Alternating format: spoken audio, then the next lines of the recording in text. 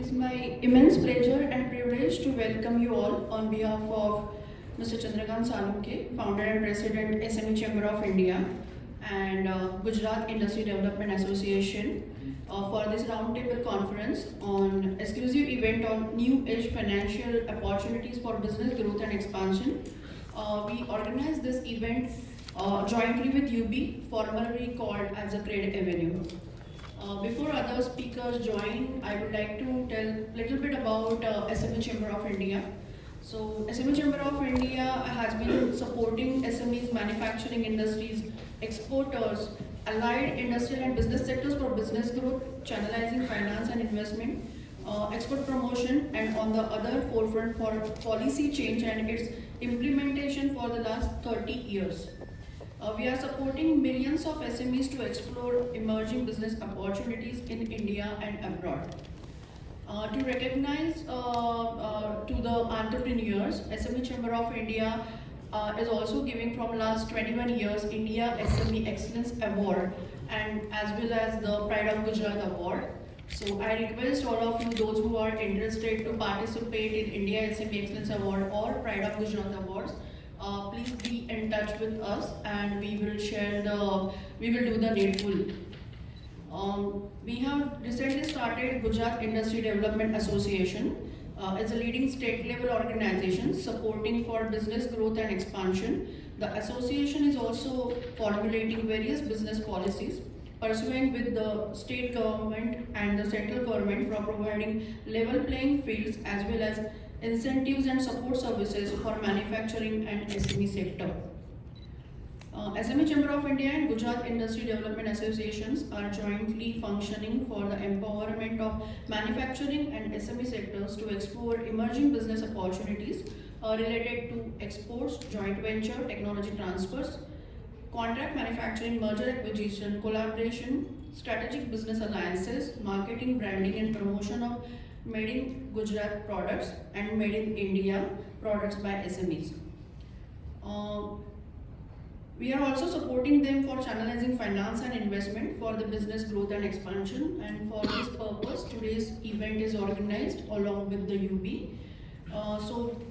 We are partnered with UB, which was earlier known as Credit Avenue. With UB we are integrating the potential enterprises who are looking for finance and investments for the business growth and expansion. UB is India's largest debt platform which enables discovery, investment and fulfillment of credit. UB aims to collaborate with the companies that make an impact on the nation's economy, and they have worked with more than 3,000 enterprises from various sectors and help them to grow more across different credit ratings to help this vision. With UB, I think this is our 4th event. We have organized the event in Pune, in Mumbai, and now we are in Ahmedabad. So all the events were successful, and later on this event, the UB they will be in touch with you for your requirements. UB Loan is one such product which has helped potential customers to take the leap at reaching this goal. This fully integrated platform hosts more than 750 lenders and has facilitated financial support of more than 10,000 crores. I would also like to highlight supply chain finance platform, which is product of UB Flow. These finance facilities have been benefited to 11 sectors and disbursed more than 1,500 crores capital. Friends, this is an exclusive event which will deliberate on new age financial opportunities for business growth and expansion for the benefit of potential companies who are looking for opportunities and benefits. I would like to express my gratitude to UB platform for joining hand with SME Chamber of India to promote their products and services amongst manufacturing and SME sector. I would like to request all of you to give a round of applause to UB platform, which is like associated with SME Chamber of India. To begin this event, I would like to invite the eminent speaker at this event. I invite the dignitaries to take the seat on dais. Mr. Sagar Shah, Deputy Vice President UB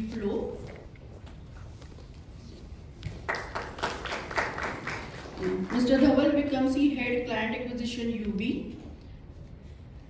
Mr. Sanket Thakkar, Assistant Vice President, Sector Head at ICRA, Ahmedabad, Gujarat region. Mr. Jitendra Patel, President, Daffodil Group, Ahmedabad. And lastly, Mr. Chandrakant Salunke, Founder and President, Gujarat Industry Development Association and SME Chamber of India, as well as Chairman and Managing Director of Macro Group of Companies and Federation of India SME Association.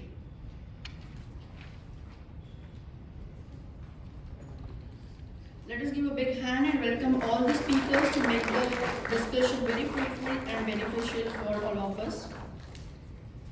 Now I would like to invite Mr. Chandrakant Salunke for the welcome and introductory speech. Good morning, friends. Good morning, Ahmedabad. क्या बात है, आज सुबह कुछ सोचा नहीं लगता आपने मुझसे। हम जब बिजनेसमैन रोड उठते हैं तो क्या देखते हैं, समाचार पढ़ते पहले कि नहीं पढ़ते हैं? आज का समाचार क्या है, कोई बताएगा? बिजनेसमैन के point of view, favourable, non favourable, आप बता सकते हैं sir? Reliance bought this stake in Metro. Good. This is a good one. Another one. There is no rights. There is no upcoming rights in Metro. Can you repeat it? There is no coming rights in recorded. Okay. Any other? Yes. Dollar is supposed to exposure is to drop now. Okay, very good. Anyone? Anyone from here? I think pandemic situations may repeat. Yes, you are right. Chittu भाई ने बराबर सही पकड़े आप। आज का जो माहौल है, जो वरी पैदा हो गई है, या बिकॉज बिजनेसमैन का मेन पॉइंट ये है कि पैंडेमिक नहीं आना चाहिए। So that is one. And when I spoke to my few friends in China, they said whatever the media shows, it's wrong. Whatever the situation is, more than that. So that means a serious matter is going on. So it should not come to India. Let's pray to the God. And Honorable Prime Minister immediately taken action, and he started reviewing the situation. And Maharashtra government, Gujarat government, other government also started taking care of this. So friends, this is a really worry for industry particularly, because हमने तो 2 साल कैसे झेला है, कैसे भोगा है, सब जानते हैं.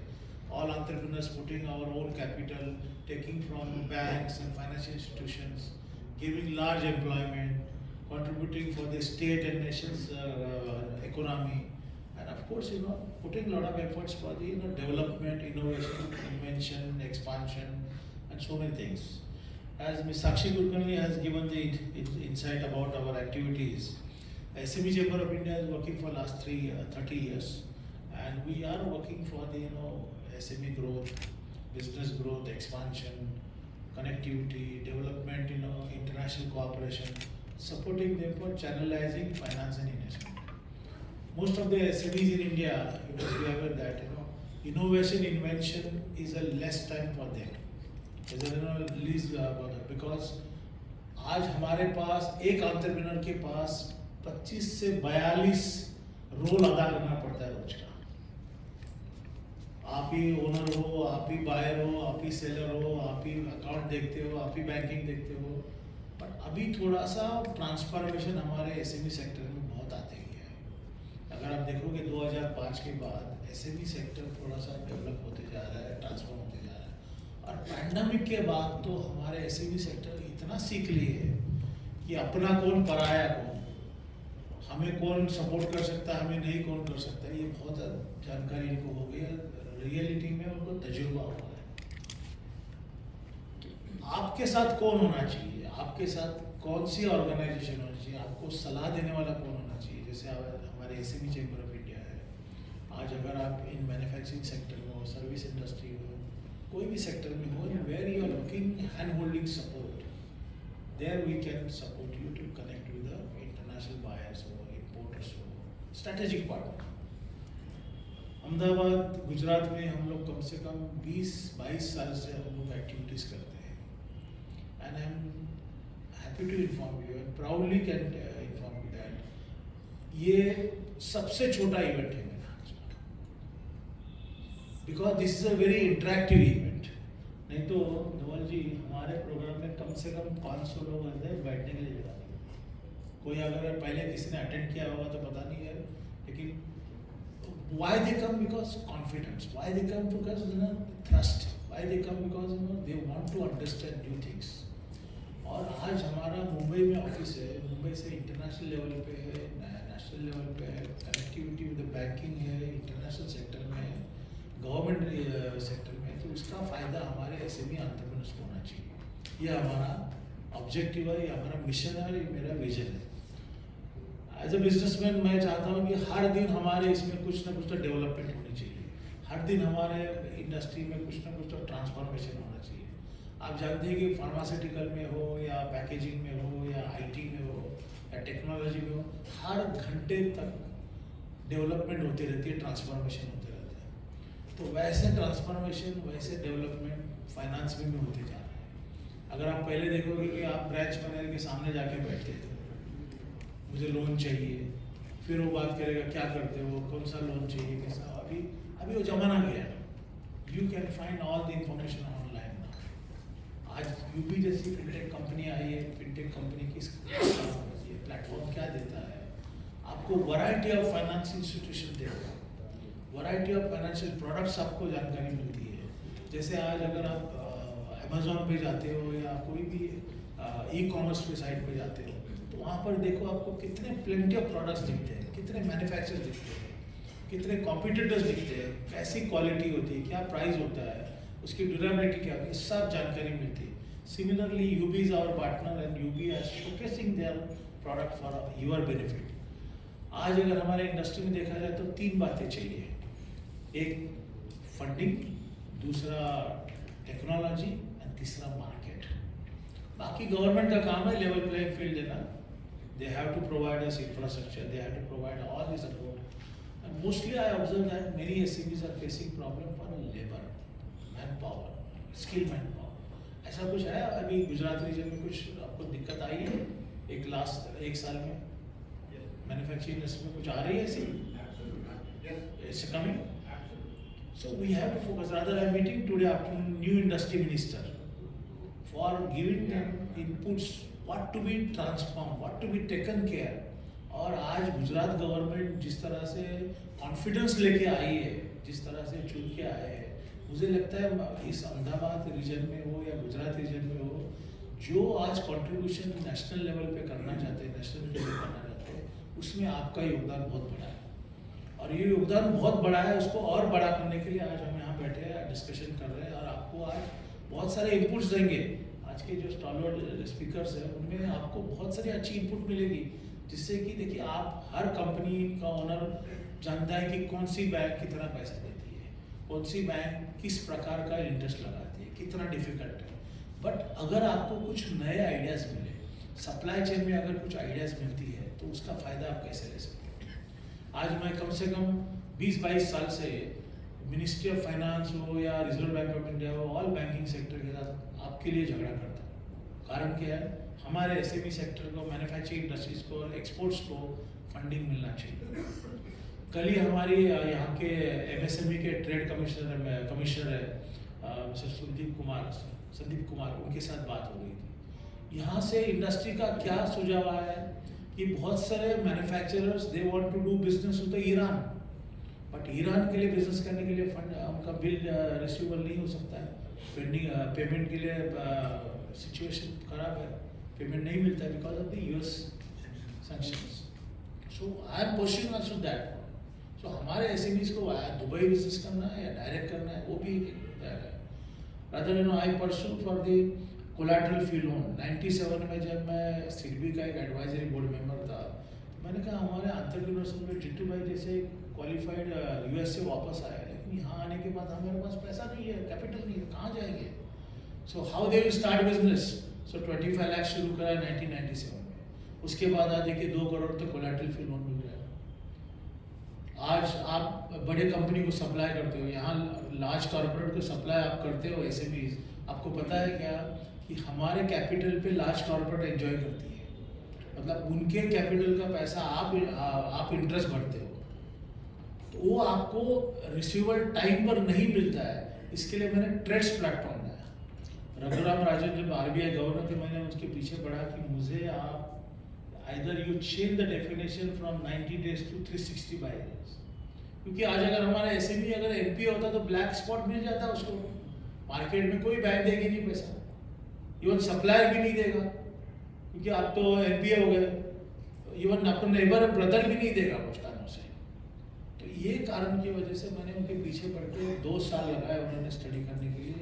फिर ट्रेड्स प्लेटफॉर्म, कोई ट्रेड्स प्लेटफॉर्म यूज़ कर रहा है? Are you using trades platform? देखिए एक ही बंदा, आपको सबको पता है, सभी को पता है, जिसको पता नहीं थे उनको हाथ ऊपर कीजिए। देखिए मतलब आपको जानकारी की जरूरत है। तो मतलब आज का प्रोग्राम करने का मेरा जो उद्देश्य था साध्य हो रहा है कि ट्रेड्स प्लेटफॉर्म आप कोई भी कंपनी को सप्लाई करो, आपका पेमेंट इंस्टेंट 24 आवर्स में मिल जाएगा। SME स्टॉक एक्सचेंज में किसने लिस्ट किया है?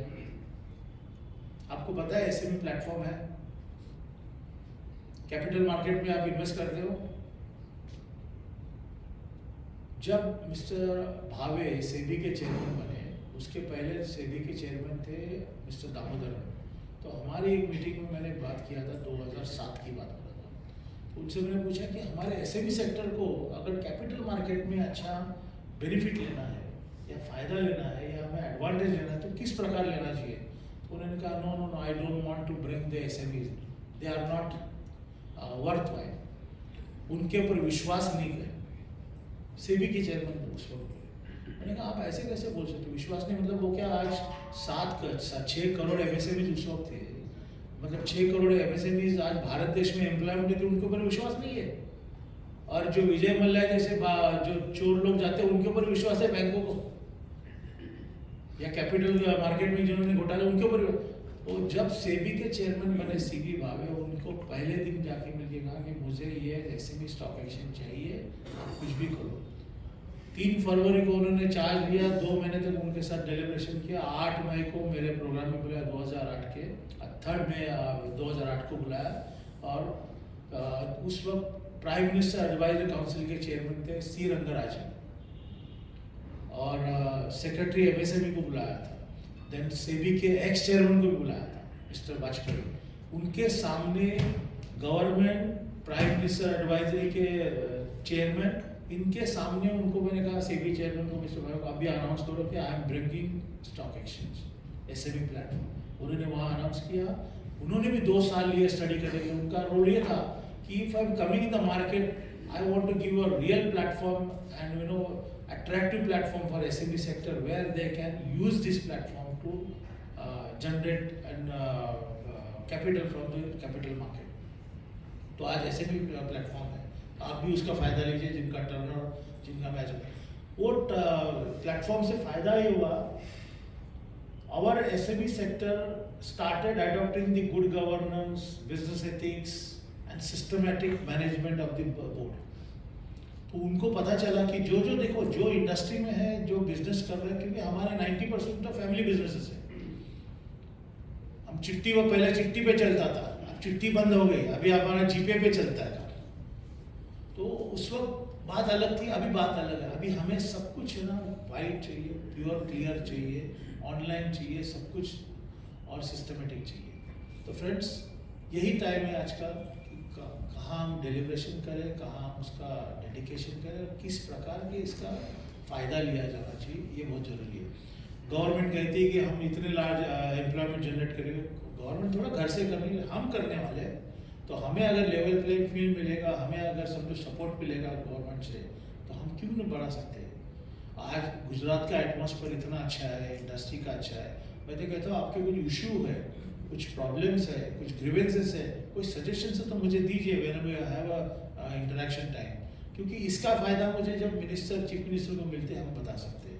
बैंकिंग सेक्टर का अगर रीजन का कुछ होगा, टेक्निकल इश्यू हो, सर्विस इश्यू हो, या कोई ऐसे ज़बरदस्ती किसी भी एंटरप्रेन्योर को बैंक कुछ तकलीफ दे रही, हमें बताइए, हम उसको हाई लेवल तक ले जा सकते हैं। एंड फॉर्चुनेटली सभी बैंकों के MD मेरे अच्छे मित्र हैं, उसका फायदा हमारे एसएमई सेक्टर को, कोई भी छोटे एंटरप्रेन्योर को होता है तो मुझे अच्छा लगेगा। तो ये बात है कि आज अगर हम इसको आगे बढ़ाते हैं कि आज गुजरात इंडस्ट्री डेवलपमेंट एसोसिएशन हमने फाइनली इस प्लेटफॉर्म रजिस्टर करके लाया, क्यों कि मुझे लगा कि इसमें बहुत ऐसे अपॉर्चुनिटीज़ है for SME sector, manufacturing industries की उनको सही मायने में इंटीग्रेशन करके हम आगे बढ़ाते हैं। हर सिटी में हमने प्रोग्राम किया, हर सिटी में ग्रुप बनाया है। जैसे अभी हमने लास्ट 17 तारीख को 17 सितंबर को मोदी जी के बर्थडे के दिन हमें यही प्रोग्राम किया था, उसमें हमने अहमदाबाद बिजनेस फोरम सेटअप किया। आज हर महीने अहमदाबाद के हो या भारत देश के कोई भी बिजनेसमैन यहाँ पर आकर एक दूसरे से इंटरेक्शन कर सकते हैं। आज हम कॉन्फ्रेंस में आते हैं, कॉन्फ्रेंस में नेटवर्किंग कितना होता है, लिमिटेड होता है। वो एक दायरा है जिसमें बाय सेल कर सकते हो, आइडेंटिफाई कर सकते हो, कंपनी के उसकी क्रेडिट वर्दीनेस, क्रेडिबिलिटी जान सकते हो, चेंबर के माध्यम से आगे कुछ बढ़ने के लिए आपको सपोर्ट कर सकते हैं। ये हमारा काम है। So friends, SME chamber of India and Gujarat industry development association jointly working together, working closely with the government, working closely with the regulatory authorities, and I look forward to utilize the service at the UB platform का फायदा लीजिए। मैं आज इनको present क्यों कर रहा हूँ, क्योंकि इनके पास सभी लेंडर्स है। ऐसा कौन सा लेंडर नहीं कि जिसने आपके हिसाब से, आपके बिजनेस के हिसाब से, आपके इंटरेस्ट से आप एक बार जुड़ जाइए। ऐसा नहीं कहते कि आप आज के आज फायदा लेना चाहिए, तो इसका आप समझ लीजिए। आज हमारे इमिनेंट स्पीकर्स आपको बताएंगे इसका फायदा क्या है, how this can be taken for your benefit. So with this friends, I welcome you again, and I hope that you will be happy to understand more about the activities. And thanks to UB and all the speakers for taking interest for empowering our SME sector. Thank you. Thank you, Salunga sir. Now I would like to invite Mr. Sanket Thakur, Assistant Vice President Sector Head at ICRA, Ahmedabad, Gujarat. He is having around 10 years plus experience in rating agency with ICRA. I'm welcoming him. Yes, so good morning friends and distinguished colleagues and speakers. So today definitely the event is more about the new age funding, but we are going to cover about the ratings, which is very important when it comes about the funding or getting loans. So we'll quickly touch about that, what are the benefits of the ratings, and we'll also cover the quickly cover what is the key important factors which is covered during the rating and key trends in the various sectors in the recent past. So when we talk about the ratings, right, it's all about credit ratings. So as a layman, whether it's a personal loan or corporate ratings, right, credit score or credit ratings is very important for a lender. So if a rating is a good rating, I mean a rating or a company which is doing well, definitely they will get a fast and a cheap funding, especially when the credit score or the credit rating is better. So it's a well-known fact that we definitely get a concessional funding provided the good ratings. Second is the business opportunities. So this previous, the sir highlighted that the SME platform.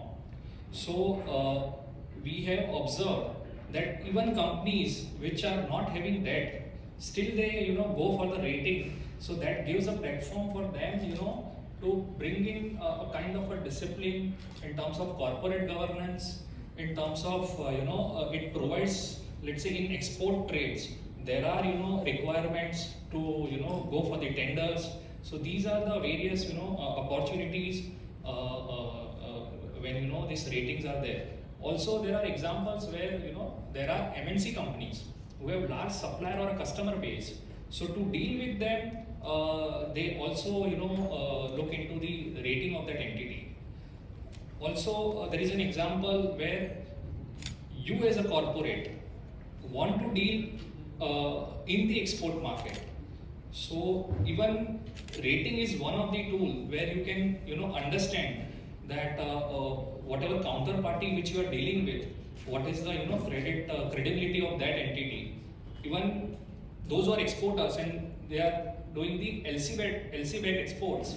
So we also get requests that the LC which is issued by a bank, what is the rating of that bank? Because whether at the end of the day that LC will get honored or not, right? So these are the various uses as far as ratings are concerned in terms of the routine business. And obviously the third point is the self improvement. So like I said, even if there are no debt, but the ratings definitely gives in self improvement, because throughout the year, consistently rating, there are engagement in terms of various business risk, financial risk, what is the management and corporate governance, which is there in the company. So through rating, all these gets indicated. So over the period, because today a company, small entity, tomorrow it is going to be a big, right? So we have seen that a lot of SMEs now in the main board, and they are doing well. And there are companies, although classified as an SME, but they have a very good market position because they are in a niche segment. Turnover of 50-100 crore doesn't mean that, the entity is small, but the market which they are catering, that itself is very small, right? Because they are into a niche segment. So all these things, the ratings basically helps, as far as the business opportunity and self-improvement is concerned. So I will quickly cover that in ratings, what exactly we look into. So these are the three pillars, So, and very important, the first point is the management. Management governance, the succession planning, integrity of the management, their vision about the business is very, very important. We know that there are examples where, if there is a corporate governance issue in the past, whatever business or profits you are generating, you will not get a good valuations. Same thing is with respect to the funding as well as the ratings also. So this is the utmost thing which we have to focus on. And depending on the vision of the management and their past track record, and their business visions, it determines their business decisions. And basis that, we also evaluate the business risk. So in the subsequent slides, we have the breakup under this. We'll quickly look into it. And what management, the decisions which finally determines the financial risk. So basically, the financial ratios which represents about the management, their decision and their business evaluations. So I will quickly, as a corporate, we all know that rating now is very important in these days. But what exactly is getting covered in the ratings, and on which parameters corporates are judged? So definitely, first is the industry risk, because it's a top-down approach. So in which industry you are, okay? So within that industry, what is the cyclicality, the regulatory risk, and the basically the competition. So these are the three things which defines the industry risk. Other is the business risk. So now when we say business, for all corporates, the scale and market position. So these are some of the key parameters which we have listed. So scale and market position, so which is very, very important. Then second is the diversification. So in terms of product, geography, or let's say customer. So what happens is, these are the, we rate some renewable companies, okay? Now they have only one customer. They have signed the PPA agreement with the DISCOMs. Now we know that the situation of a DISCOMs in power sector, distribution companies, which is state utilities, except Gujarat, in other states there are a lot of issues, liquidity issues. So if a corporate have only one customer, and although the power purchase agreements are signed, but there are instances where the payments are not received in 6 months or almost 12 months, we have seen there is a track record that payments are not received. So single customer concentration, leads to the liquidity crunch or a cash flow inadequacy in the system. So overall diversification is very closely monitored. After that, so these are basically the business parameters: scale, market position, diversification. The other is the financial risk. So in that, what we look into is the leverage and the coverage ratios. So what is the capital structure, the solvency ratios, and the adequacy ratio, which will be able to meet their near-term repayment obligation. Because ratings ultimately is about to understand the probability of the default. So in a timely manner, whether the corporate will be able to meet their debt obligation or is not, that is what the rating is all about. So these ratios becomes important. Then, and very important, is the liquidity and financial flexibility. This is a very relatively a higher weightage. So when we say a financial flexibility, so it means the example which we quoted, SME platform. Now corporates who are listed, they have an easy access to money. They can go for a right issues. They can also go for a QIPs, right? So a company which is not listed and a company which is a listed, so this is the difference. They will get an additional advantage. So this is just one example of financial flexibility. There are also other examples. So this is how it gets differentiated through various parameters. Then there are other risks like currency risk. What is the financial policy? When you say currency risk, it's about in exports or imports we are dealing, whether companies engage into hedging or not. We have seen a tremendous volatility, right? It's unprecedented, which nobody has predicted, the kind of events which are happening in last 2-3 years. So what is the currency risk? What is the financial policy? And yes, the management governance which we discussed. So this is how a building block, just through an illustrative examples, try to cover that what are the key parameters basis the rating which is arrived. And the last point, the third block basically, which talks about the promoter group. So many a times what happens is that in a group there are multiple entities. So maybe one entity is doing very robust or very good performance. The other entity is in a nascent stage. It's just a project stage entity, and hence to arrive at a fair rating, one also, even from a lender's point of view, they will judge as a group overall. So it's a consolidation of a group where basically with the stronger entity support, what is a group's rating, so which can uplift the rating of the entity which is just in a project stage. So these are friends, basically the key parameters for the ratings. Now I will talk about so this is just a credit ratio movement. So which says so what is a credit ratio? It is the number of upgrades to the number of downgrades. Basically, in particular time frame, how many number of entities has been upgraded basis their good business performance and improvement in financial performance. And downgrade means decline in the rating because of their deterioration in the business or financial performance. So we can observe that we have a 3,000 company sample set.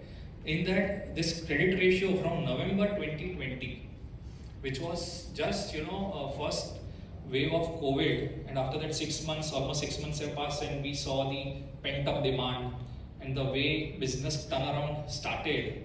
We can see that credit ratio have actually improved. Overall, there were many sectors, barring one or two, which we'll see in subsequent slide, where we have witnessed that there has been significant improvement, and that can be witnessed from the credit ratio, where from November 2020 the number of upgrades were higher compared to number of downgrades. Now this ratio before November 2020 has almost been either 1 or less than 1 in the past. But last 2-3 years, the situation have reversed, which indicates that from a credit metrics point of view, things have improved at a corporate level. So just to go in a chronology, this is FY 2020 numbers, FY 2022, which was a full year post first COVID wave, and we all know that the credit ratio which we saw. But if we see sector wise, so the key sectors like ferrous metal, metal, we all know that the kind of metal prices went up, their realization went up, profit margin expansion was there, and here so that we can see that the percentage of upgrades is very high compared to the percentage of downgrade, and overall credit ratio is very high for that sector. Similarly, we can see that chemical, China 1+ policy, which helped chemical plus textile, and the way the traction which we saw in FY22. So these credit ratio resembles that in a sector-wise data basically. So there were multiple sectors. So these are the few sectors which we talked about. And if we see basically in the current fiscal, which is post Russia and Ukraine conflict, so which sectors have been better in terms of upgrade versus downgrade? So these are basically the real estate, where basically we have seen that before COVID the real estate was not in a good shape, and the supply was on a lower side. New projects were coming on a lower side, and immediately after COVID there was a spot in demand of basically the residential projects basically. So that helped actually the companies for completion of the project and faster sales velocity. So real estate sector is one of them which has done well in this current fiscal. Then there is a textile. In textile, in current fiscal, what has happened, within textile, we have seen that retail branded players, apparel manufacturers, in the value chain basically I'm saying, so apparel manufacturers and retail brand players like Trend, Pantaloons. So because economy opening up, things were back to normal, people started going for shopping, etc. So these basically that helped within this textile sector to these entities in terms of better credit metrics. And apart from this, some exporters, leather and woven exporters. Apart from that, there is sector on this engineering. So we have also seen a traction in the engineering sector. We have seen March 2022 all-time high order book, because of the uptick in the capex. So there's a lot of talks about the PLI schemes. Many sectors, especially ferrous metal, apart from their decision of deleveraging, because they were flushed with the liquidity, so they decided for a deleveraging. On top of that, they also heavily decided for going on the capex spree. So whether it's the textile sector, ferrous metal, multiple sectors where these PLI schemes are announced, like pharma, chemicals. Okay, so these are the sectors where we see a good amount of capex, and that ultimately benefited various engineering players who are into both capital goods and components or the equipment manufacturers.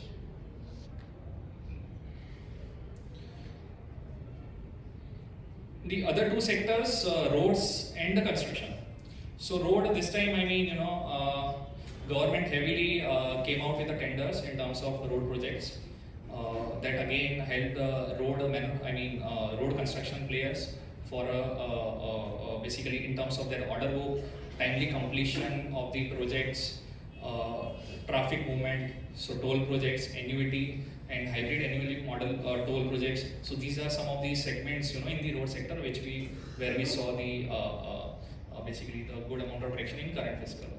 And the construction, so this construction naturally, because when road tenders are awarded, the sectors align to the road sectors.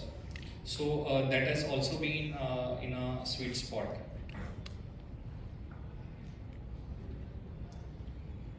So these are the the overall sector-wise outlook. So the ratings normally are also have a additional suffix with the stable, positive and a negative outlook. So stable doesn't mean that the performance of the company is going to remain stagnant.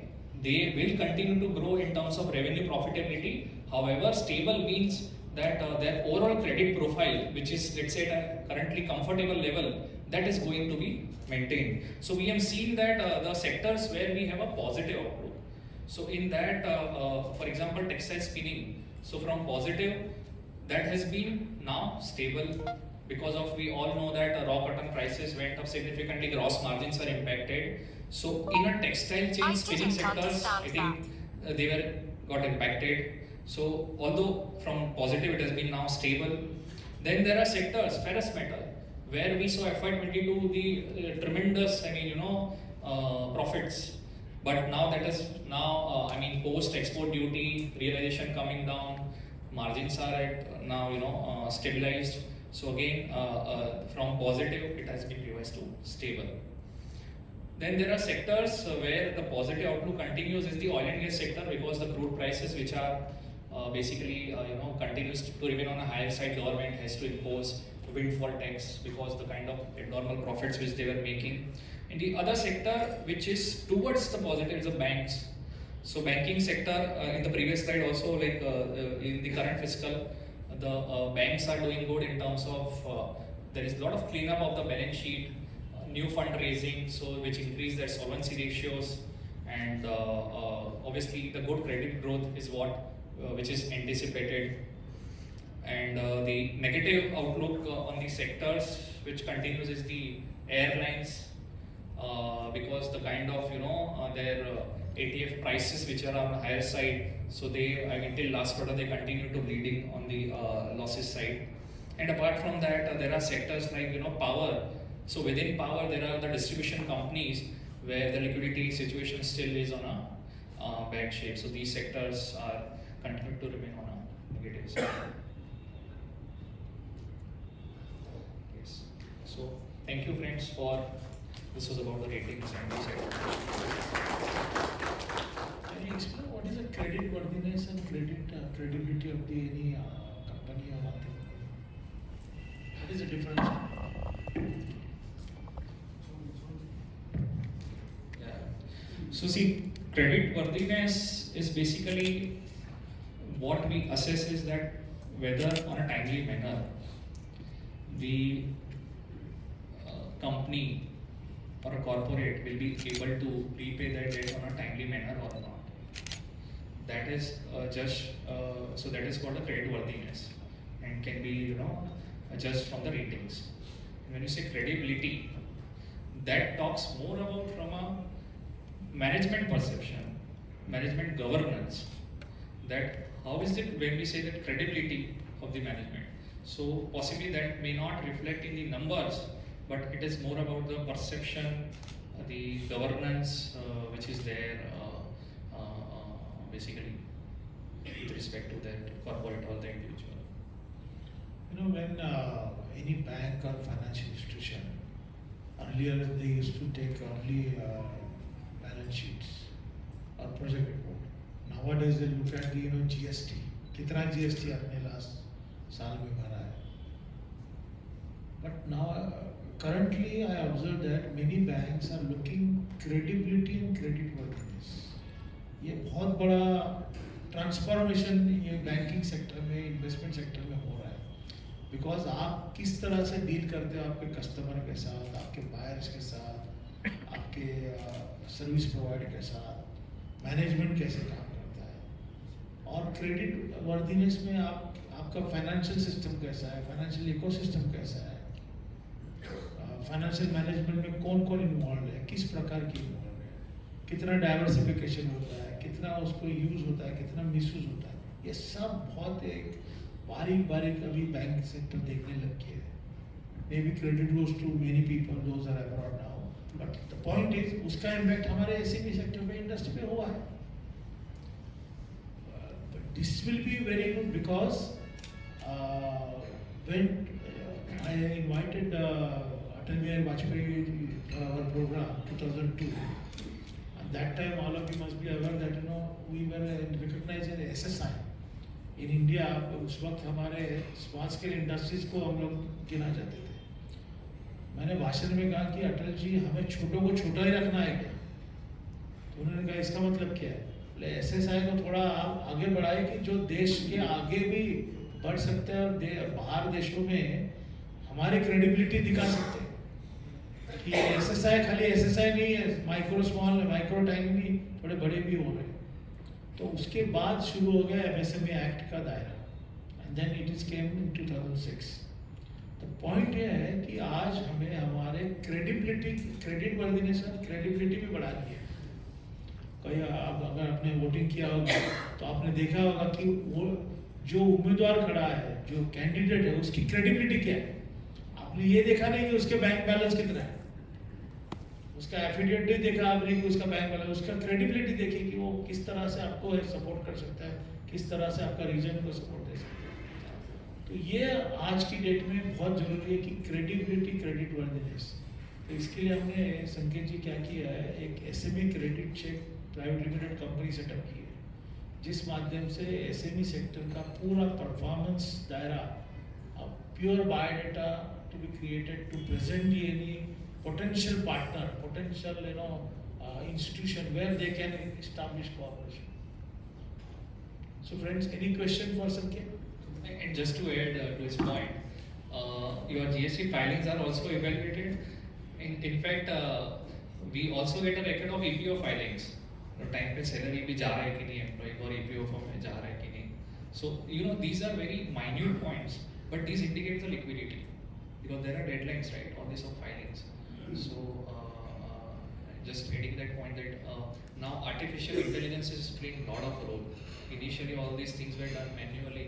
Possibly it was not humanly possible also, but because of these new age technologies, everything is getting monitored. आपके rating में credibility को भी rating दिया जाता है कि नहीं? नहीं, that's what I said. I mean management, वो इसलिए वो पिरामिड में टॉप पे था.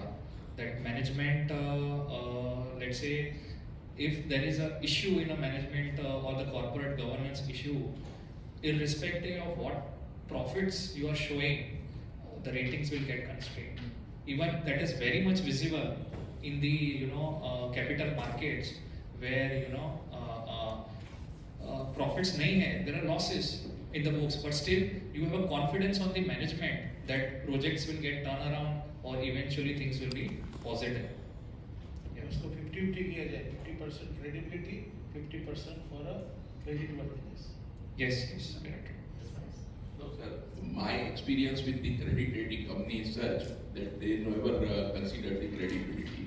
They always go by the figures. I may be wrong, but my up till today's experience is such that they always go by the figures only. इसलिए तो आपके question में आपका चेहरा देख के मैं समझ गया कि आपका क्वेश्चन आने वाला, इसलिए मैं पहले बोला 50-50. For that you have to help us. That is what the Salunke sir might be. No, yes. Now, Ikraz, the Mahesh Thakkar ji is not there now. But अगर होते तो मैं आपके हेड से बात करता. Even रेटिंग सेक्टर में भी बहुत जरूरी है transformation.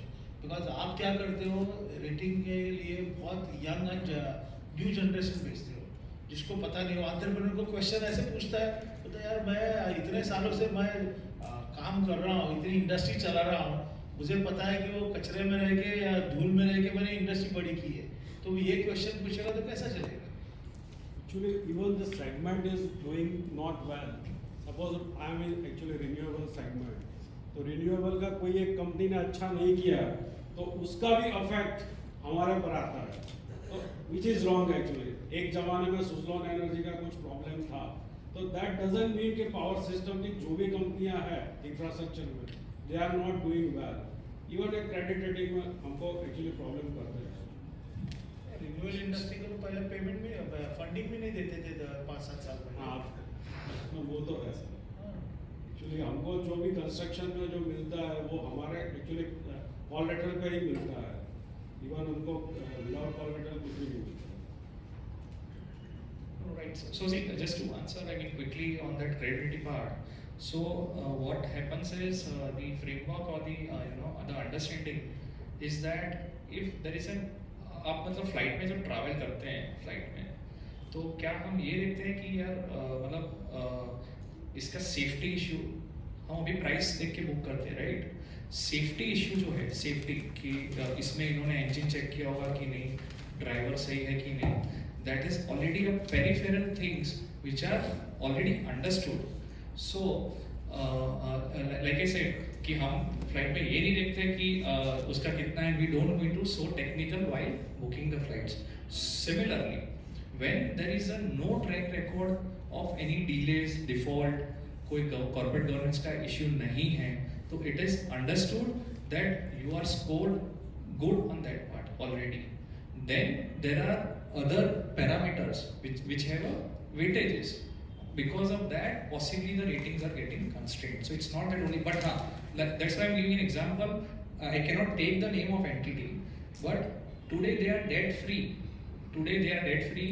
in top 3 still because of corporate governance issues in the past their rating is low so that management credibility will definitely constrain the ratings and as far as renewables sir you highlighted so see what happens Suzlon matlab if I mean segment yeah segment so see in fact I will tell you in 2 years I am into renewables we have upgraded I mean 30-40% cases are getting upgraded compared to their percentage ratio. So it's not that, but like I giving an example that there are companies who are a power generator in renewables, but having a PPA with a discoms which are into a liquidity mess. For example, look at the Telangana, Andhra Pradesh state utilities. They are not paying money to the generators. Now, point is as a entrepreneur, your asset is perfectly well. You are doing good. You are entered into the PPA agreements. Okay. But the payments which are not coming, so that liquidity issue is there. How you will pay to your bank or a lender when payment itself is not coming. So there is a company specific issues which is more I think bearing on the because I will tell you in COVID there were companies I mean sectors who were badly affected but company level there was a very strong or a robust balance sheet because of which their ratings were not downgraded. The question is basically what we are saying is that credit is very important. So can you just explain in detail what is the role of credit in terms of getting the finance? See, that's a hardcore rule is that apart from the credit, number has to vary depending on the persons who is intended to lend the money, right? Whether it is bank or a personal or any private sector. My point is that see, what you are going to see mentioned is that credit is basically on 5-6 parameters and it's basically on the sample set of the industry, various industries, right? So this credit is basically our internal this thing, understanding our strength and understanding our future, whether credit is there, we can take money from that. But most of the time, we face issue in terms of taking money from the other people. Right, basically the supplier. There are a lot of other entities, whether it is in India or abroad. Right? How do we find out their credibility? Can you help us on that? So this is the internal matter. Any point of time we can understand, or we can say ask for any advisor. He can put a light on that. Okay? Because that's a daily exercise for everyone. okay But my point is that when we supply or when we lend money. Right, whether within the and now it's the pan-India role for the small enterprise also, right? Based on the digital transformation. So now the person is sitting in one state. How do we understand the credibility of the other person who is going to visit in other state? Is there any you can guide us on that? So, in fact, in my presentation, I covered one example, especially out of India, also those who are into exports, right? I mean, the one tool is to, whether they are rated or not, first of all, because see, to understand the opposite party's credibility or a credit worthiness, first of all, they has to be rated. So, if they are out of that universe, then I don't think, then possibly maybe through banker channel or the market perception, what is there, right? Plus a lot of things now which is available on the MCA website. It is not, a lot of balance sheet, you can access to it, right? So financial positions, you can access to it. Then from MCA, this APO filings, GST filings, all these things which are now available. So basis that possibly you can try to understand the opposite's creditworthiness or the credibility basically. We'll discuss in while having interaction. So I think one of the solutions over here is we'll talk about it later in detail. We have a product which is called Corpus Entry. In that product, you can actually access data of all the companies that you're talking about, which where data is available in public domain. So this is basically we're talking about limited companies as well as LLPs. Then you get data from MCA, GST, litigations, NCLT, EPFO. All the data of those entities is available in a single platform for any entity in India. You can find that data. So that is one of the products UB offers. Not only the lenders use that product, even corporates like yours use the product to assess the credibility of the counterparty and what kind of credit periods or credit you want to offer them, right, while doing business. So if you're seeing, certain trends of delayed payments, he has a liquidity issue, right? Then you may want to reduce the credit period or want to work on an advance basis. So all those things can be done. This is the product which offering we have, which my colleague will cover in detail. Will speak about. But yes, there is a product available that can help you assess the credit worthiness of your counterparty at your own level and pick a call. So that is something that's doable. One more thing is that the company is actually homegrown in Ahmedabad itself. So it's actually based here. It's a subsidiary, but it's actually operating out of Ahmedabad. Thank you, Sanket-ji. Now I would like to invite Mr. Jitendra Patel. He is President Daffodil Group from Ahmedabad, and his topic is Global Strategic Group, Challenges and Opportunities. So Daffodil Group is since 1994. So they have first started Daffodil Pharmachem Private Limited, the manufacturing unit in India. Then he has started Defo Sintra USA wing since 2008. Dafocare Lab, which is a public testing lab for pharma and food since 2016. So round of applause for him. So he is Mr. Jitendra. Today's my topic is challenge of opportunity and globe strategically growth and company. I just put this like you have seen everything on that the platforms, my video, this is my company. So I'm not going much detail of my companies and my things. But first things, so to become a successful, first our challenge is, what is the challenges for this? There are always competitions against existing customers. That will be remain everywhere in the world, including India or any part of the world. So how should we, maybe in domestic or maybe in globals, how should we can proceed in such cases? I am taking my example, I may be throwing everybody has their own thoughts, own modules of work in their industries or maybe like in their service sectors or what. First catch, I think Mr. Sarinder has told me that a niche market. That's a good topic which I heard about it. Whatever your volume of business, you should take 20% share is of niche market. That will help you to create your brand.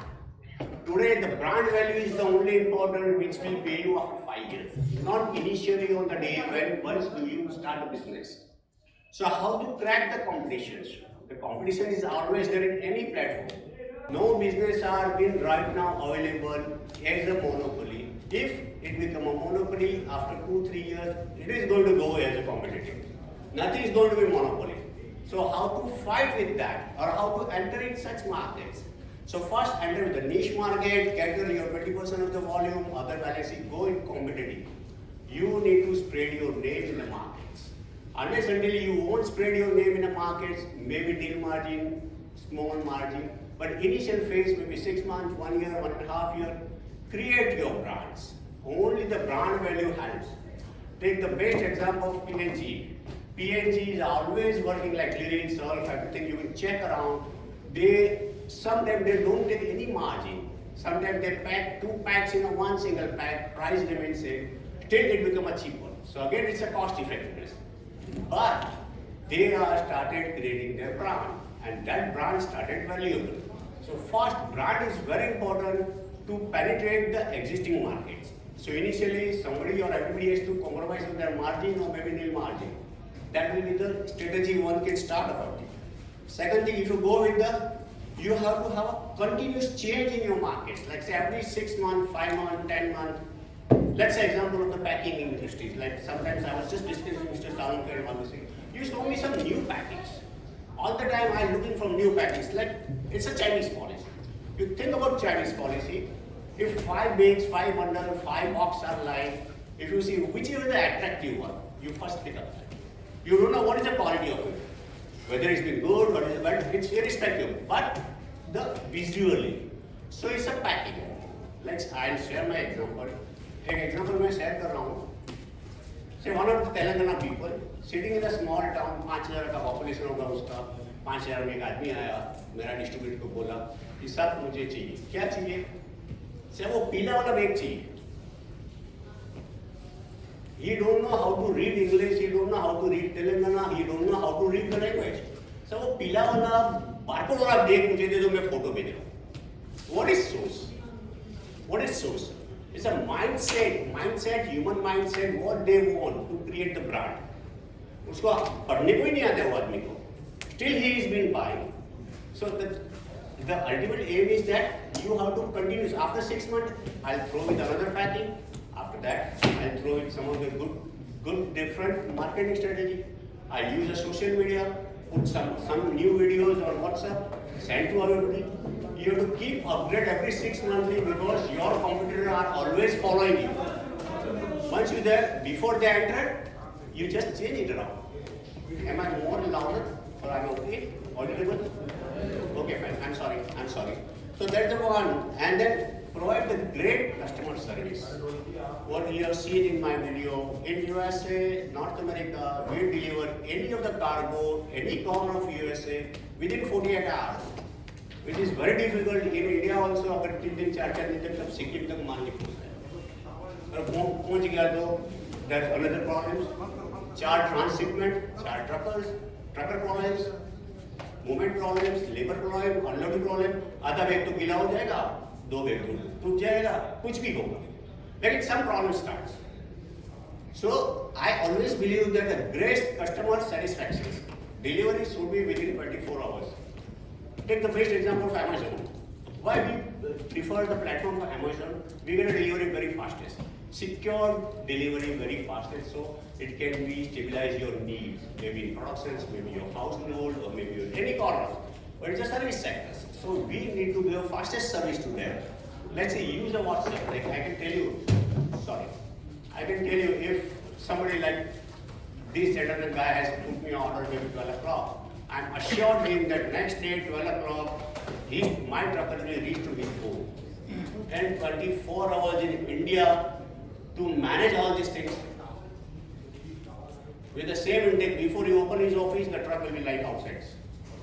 That's all systems. We have to manage the system because today it's not a 2G, 3G, now we are entering the 5G. The speed, nobody has the time to think. सुबह गिरा WhatsApp आ गया, LR आ गया, चलो हमारा काम हो गया. उनको देखना नहीं, दूसरे को ऑर्डर देना नहीं. Don't give much time to spend on them so you hit your markets. And for that, you require a coordination between the productions and marketing people. आप लोग ने सभी अभी अर्जेंटीना का मैच देखा है, फिफो देखा है, Argentina will be won the World Cup. Why they won the World Cup? What is the reasons? Have you observed sharply? Di Maria and Messi, their combinations, so excellent is whether hardly beat that. The majority of 80% ball are on their legs. You can observe the numbers. What is that? That is coordination. So coordination has been an excellence required between the marketing and production. Then only you can able to give us services with the logistics is very important. Now sometimes like adjusting with local taste and cultural particularities. कभी ऐसा होता है हम लोग गुजराती हमको दाल भात चाहिए, south में फिश चाहिए, अगर नॉर्थ में जाए तो नॉनवेज चाहिए. Like this, I have observed something like if you go in Colombia or maybe Mexico, KFC is never give a rice with here, but in Colombia or Mexico, they always give up Kentucky Fried Chicken with the rice. It's a cultural change. They want that typical idea of a cultural, the taste change. Ultimately what? We want a markets. So how we penetrate the new markets? So this is all parameters we have to take care in consideration. Then only you can enter and compete with the existing player. Otherwise you can't. Because it's a market. Now sometimes it comes with the cost calculations with the global pricing. That's a very important, say, cost scale. Everybody knows that. High volume, low margin, you get the workout on that, and there is some setting of price, you can calculate number of price, setting the production cost. Ultimately, we always believe that, like at the company, we always believe that purchase, like saving in purchase and expense are profit, sales are not a profit. Whatever you save in purchase and expense are only the profit. If I can sell these products in X price, somebody sells maybe X plus 1, but he cannot say X plus 10. It's not possible. But if he can sell X plus 10, hardly for 3 months, 4 months, and then he has to go up. We need to compete the price. So where we can have a better profit margin, we have a better profit margin only in saving in purchase or expense. For that, how can you save in expense? Go on eco-friendly energy like solar energy, where your power bill are the most expensive. Gas and power bill are almost 40% of total expense is covered by these two bills. And third one is HR cost.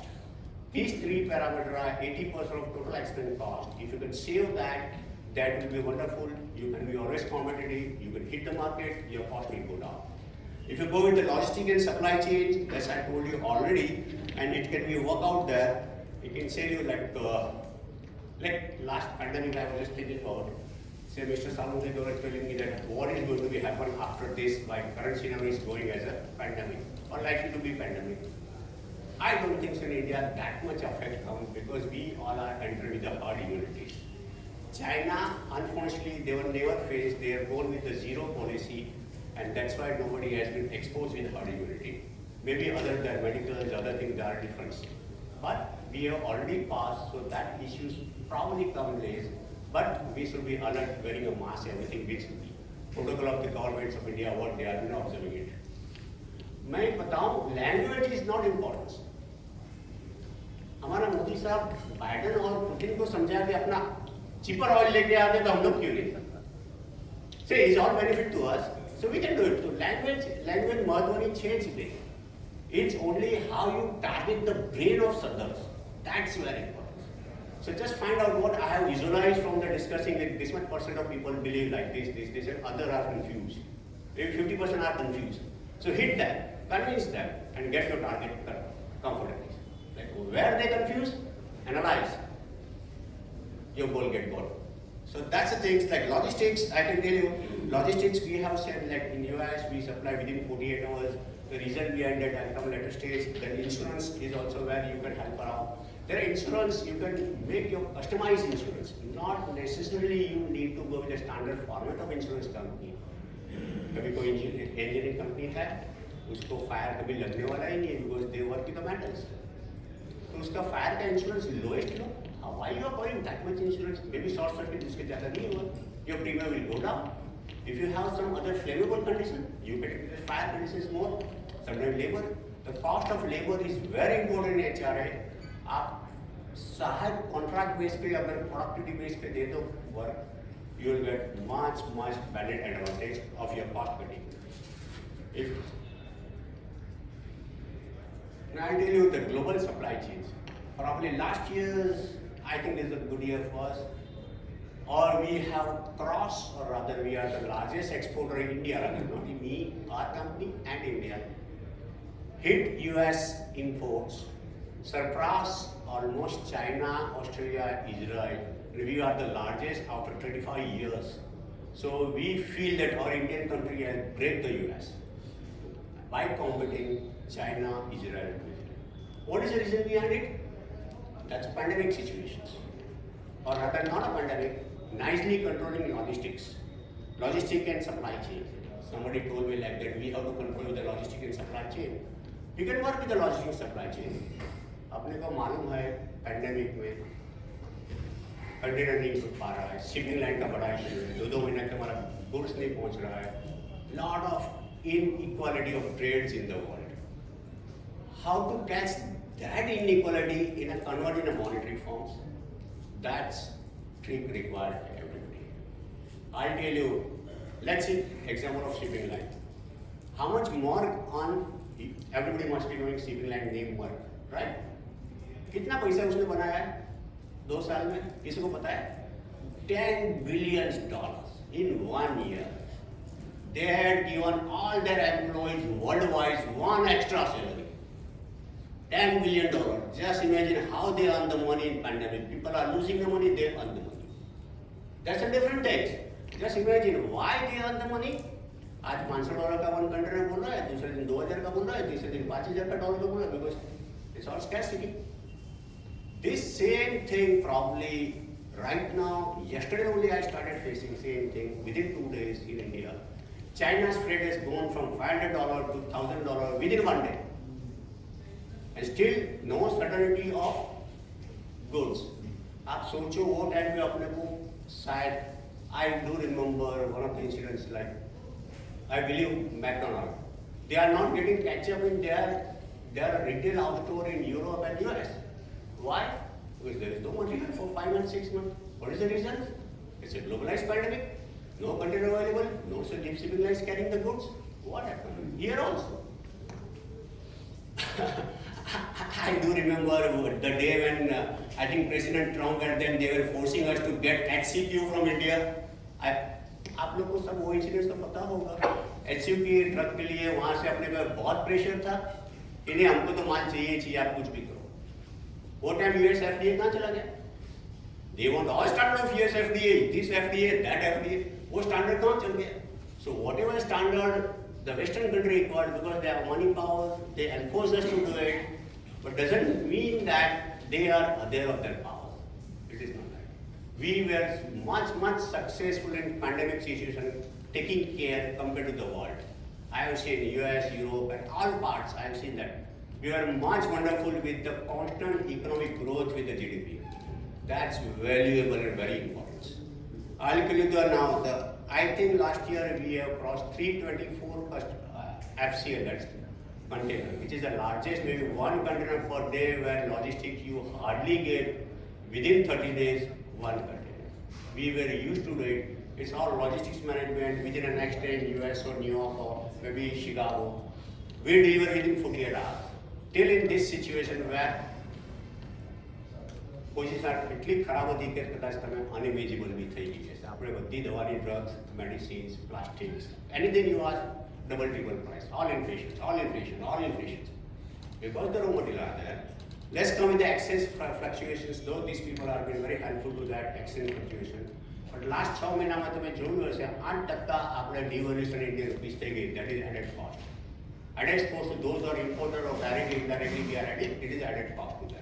We have to consider it before selling our product, or we can have a forward booking. The people like who UB or other things, they can help you out for the all finance or the dollar bookings or anything. What they can help you out. Now, corporate social responsibility, I can go with that. That is the one I have seen CSR people are doing. We are also doing. Though we are not covered under CSR, but still, as a voluntarily, we feel that as a humanity, we should do it. So, हम लोग कर रहे हैं. All schooling, everything in my factory only. And teaching everybody, staying in housing, everything we are giving to everyone.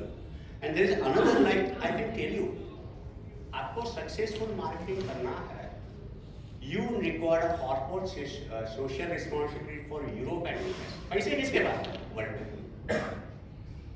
We are all businessmen, we are all entrepreneurs. हमको 2 पैसा कमाना है. कौन पास पैसा उधर से? It's a Western part. They are very strong. That is why they are moving all UN sectors are being moving by them. उसके पास पैसा है तो पैसे कैसे निकालेंगे? अपने को बिजनेस करना है, वर्ल्ड में करना है. My talking is for global. It's a challenge to us. That's where it comes. Particularly world country or company requires certain CSR, SEDEX application. Everybody know about SEDEX? इसको पता है SEDEX क्या है? Like Coca-Cola, Cadbury, Nestle in US and Europe, they ask this accreditation and certificate SEDEX. SEDEX is nothing but the Supplier Ethical Data Exchange. That means you are supposed to, as a humanity, what you are doing in your country, your company, or other things, that they take care. Without that SEDEX certificate, you can't enter in Nestle or Cadbury.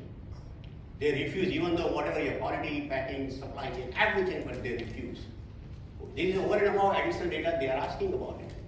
So we need to be updated with that as a humanity, like say, our ministry, our governments are doing a lot of things for this. We need to change if you want to expand our business or internationally grow or anywhere else. If I go with little bit, like we have to follow some countries' laws. If you can open the warehouses and everything, so we have to check, we have to file this. We have our own warehouse in New Jersey, Chicago, New York, and Houston, and we are filing income tax return there, and we are filing a tax in USA also. We are filing a tax and everything. So this is what my experience sharing with you, because all our entrepreneurs, all are there. My topic is to grow in the world, how we can enlarge in the world. મને એવું લાગે છે આ બધું જોયા પછી in my history of last 35, we can break the world. Next 10-15 years, there are the times for Asian countries. There are times coming for Asian countries, not our Western countries. I think the way it's going, the trade, and how our BOP balance and how the people are thinking about trade. For that, our SME platforms are always available to help you out for all directions, including legal service. They provide a legal service for Europe, US, and other things, how to open the entity, how to go ahead with this. That's excellent one. Without opening an entity in the world, fastest growth will not be there. Growth is there, but not that fast. What you are doing, you need to have X stocks available in any part of the Europe, US, or maybe Latin America. Then you can do it. The payment, universal payment method, LC, bill discounting, everything. Still, if you want, we can always help the UBI. They helped us out for the all types of payments, what they are there, and they do the platform for this. Now, how the opportunity? Let's work out with the opportunity. Like there are a couple of opportunities available in the market. Rather, ample opportunity available in the world compared to India. India में तो हम लोग साथ साथ में fight कर रहे हैं, ये मेरे ब्रदर है, ये मेरे ब्रदर है, हम लोग फाइट कर रहे हैं फॉर द फ्यू पैनी. एक वस्तु विचारो, આપણે 1 કલાકનું કામ કરીએ છીએ, ઇન્ડિયામાં આપણને કેટલું રિટર્ન મળે? Anybody gas? કોઈ વિચારી શકે? 10,000, 15,000, 1 lakh, 2 lakh, 5 lakh, 10 lakhs. What? Same effort, applying our brain, if you do it in the world, after 2 to 3 years, you convert not less than $50,000. Imagine what you are being. Just think, in respective of time and money, you are allotting 3 hours, 5 hours, how much you are getting returns? In India, you are allotting 3 hours, 5 hours, how much you are getting returns? I always try to focus on the world. Maybe a couple of years, initially 2-3 વર્ષ કદાચ time લેશે, લાગશે. પછી the result જે મળે છે કદાચ your next generation will be easy to go. આપણે જે હમણાં કન્સ્ટ્રક્શનની વાત કરીએ, number of avenue, nickels, price, everything has gone up. People are earning quite money in landમાં હમણાં. I was sitting in networking and all things. Somebody asked, you are a Patel? Yes. તો સાહેબ આપ લેન્ડમાં તો બહુ છે સર, ખબર છે sir. કોઈ કે મને પૂછ્યું, મને ખબર છે, I don't know. What to answer? I'm a little confused. Community doesn't mean that they are always in land. But I said, it's okay. I have no answer that time. But compared to land, I believe world exports are much return compared to land if with respect of time allotment and with respect of risk parameters. Land, there are risk parameters there relatively because you are controlled by regulatory, less risk parameters. If you additional, I can say there are opportunity, you need to have accreditations. Accreditations, like a couple of certifications where world demands, maybe Europe, US, maybe you go to Latin America, Colombia, Brazil, whatever you can do, everybody want accreditations. આપણે જેમ ISO કહીએ છીએ, ISI કહીએ છીએ, એવી રીતે વર્લ્ડના જેટલા accreditation હશે, it's easy to penetrate the world. વગર accreditation એ ગમે તે તમારી excellent quality હશે, excellent packing હશે, excellent thing હશે, or your service is excellent in 24. Accreditation is must. So if like this, I can say you FedEx, which I already told you, as humanity backgrounds, we need to have accredited their head office in, I believe in US, and their counter office in Gurgaon. Somebody check in Google, they get it from there. Again, if you go with NSA is another like accreditations given at, I think, Midland, yeah. it's from Midland, like it's a national state formality. These are chemicals required for treatment of water. આપણે Europe અને અમેરિકામાં શું છે ખબર કે બહુ બધો snow પડે, whole snow on roads or are tough with the roads. એ લોકો શું કરે સ્નોને? એ સ્નોને બધું લેફ્ટ કરે, they treat in a drinkable water, અને એ ડ્રિંકેબલ વોટર એટલે સ્ટાન્ડર્ડ ઓફ US સ્ટાન્ડર્ડ્સ, અને એ વોટરને કેમિકલથી ટ્રીટ કરે, અને જે કેમિકલ જુએ that chemical is been standardized by US or by Europe, તો જ તમે એ પાણી પી શકો ને. તો તમે પાણી ક્યાંથી પી શકશો? So for that you require a certifications called NSF. People, maybe something is new for a lot of people, and if you have NSF certifications, probably in Southeast Asia, except me, nobody is there, you will get your margin more than double. More than double. Whatever profit margin are there, more than double. So सालों के सब आप सोचो, आपका तो बहुत plastic का factory है, आप पेपर एडिसिस बना रहे हैं. I always ask you, you give me a good packing. Do you remember? That's the reason, because I know what they want. कुछ नया दो, कुछ नया दो. अपने को ऐसा नहीं करना है. अपने को नहीं करना है ऐसा. Let's take things like this. I'm going to BRC. You know BRC? Anybody know BRC? BRC એક એવી વસ્તુ છે કે બ્રિટિશ રેકોગ્નાઇઝ સર્ટિફિકેટ છે. આપણે જે અત્યારે ફૂડ બધું ખાઈએ છીએ, એડલ્ટરેટ ફૂડ છે, 50% નથી. અમારી એક લેબ છે, ડેફોકેર લેબ, જે બધી આઈડેન્ટિફાઈ કરે છે ફૂડ ટેસ્ટિંગ એવરીથિંગ. એમાં BRC is a British certificate, which is, I believe, whatever the certificate મારી પાસે છે, toughest and finest. યુરોપ અને યુએસમાં જો તમારે કોઈ બી ફૂડમાં લગતા કેમિકલ્સ ઇન્ગ્રેડિયન્ટ કે ફૂડ એક્સપોર્ટ કરવું હોય તો તમારે BRC જોઈએ. Without that you can't do it. And if you have a BRC, your margin will be what I say NSF, it's a double. It's a double. So it's an accreditations. So you need to have a BRC. And for BRC, audit is toughest. People come from UK, people from UK. You upgrade your brand because all our technograph, all are been doing, so people can do it well.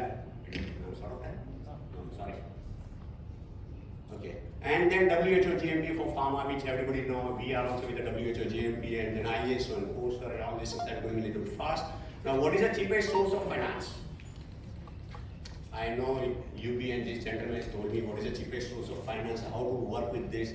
We can have equity, debenture, debts, and a lot of things, and have a term loans, open the LC, not EFC. You can check, you want to finance, some leverage, some 4%, 3%, you get 7%. And a lot of things are there. I'm not a man of finance, I'm a technocrat, so I will not enter much on this. But this platform, the currently last 4 years or 5 years, are very good compared to bankers. You get a very fast solution compared to the bankers. Sometimes I fight with my bankers. वो बोलते हैं सब import का exchange rate इतना लगेगा. Let's take example of shipping line. Even this issue I would request Mr. Sarungegar to, we should take care on platform of RBI. This issue is like this. I have written almost 1 letter or 2 letter to RBI too also, but nothing had been replied. हमारा आज का exchange rate 82.70 चल रहा है, right? If you export one container, the cost of one container is $3,000. Fine, 82, 86 चल रहा है. आप shipping line, Maersk shipping line में जाता है, कोस्को में जाता है, shipping line, any other shipping line, they charge 84.70. Why 2 rupees? They charge 2 rupees higher than what? Anybody check their bills? જેટલા એક્સપોર્ટ કરે છે તમે બિલ જોયું છે તમારું?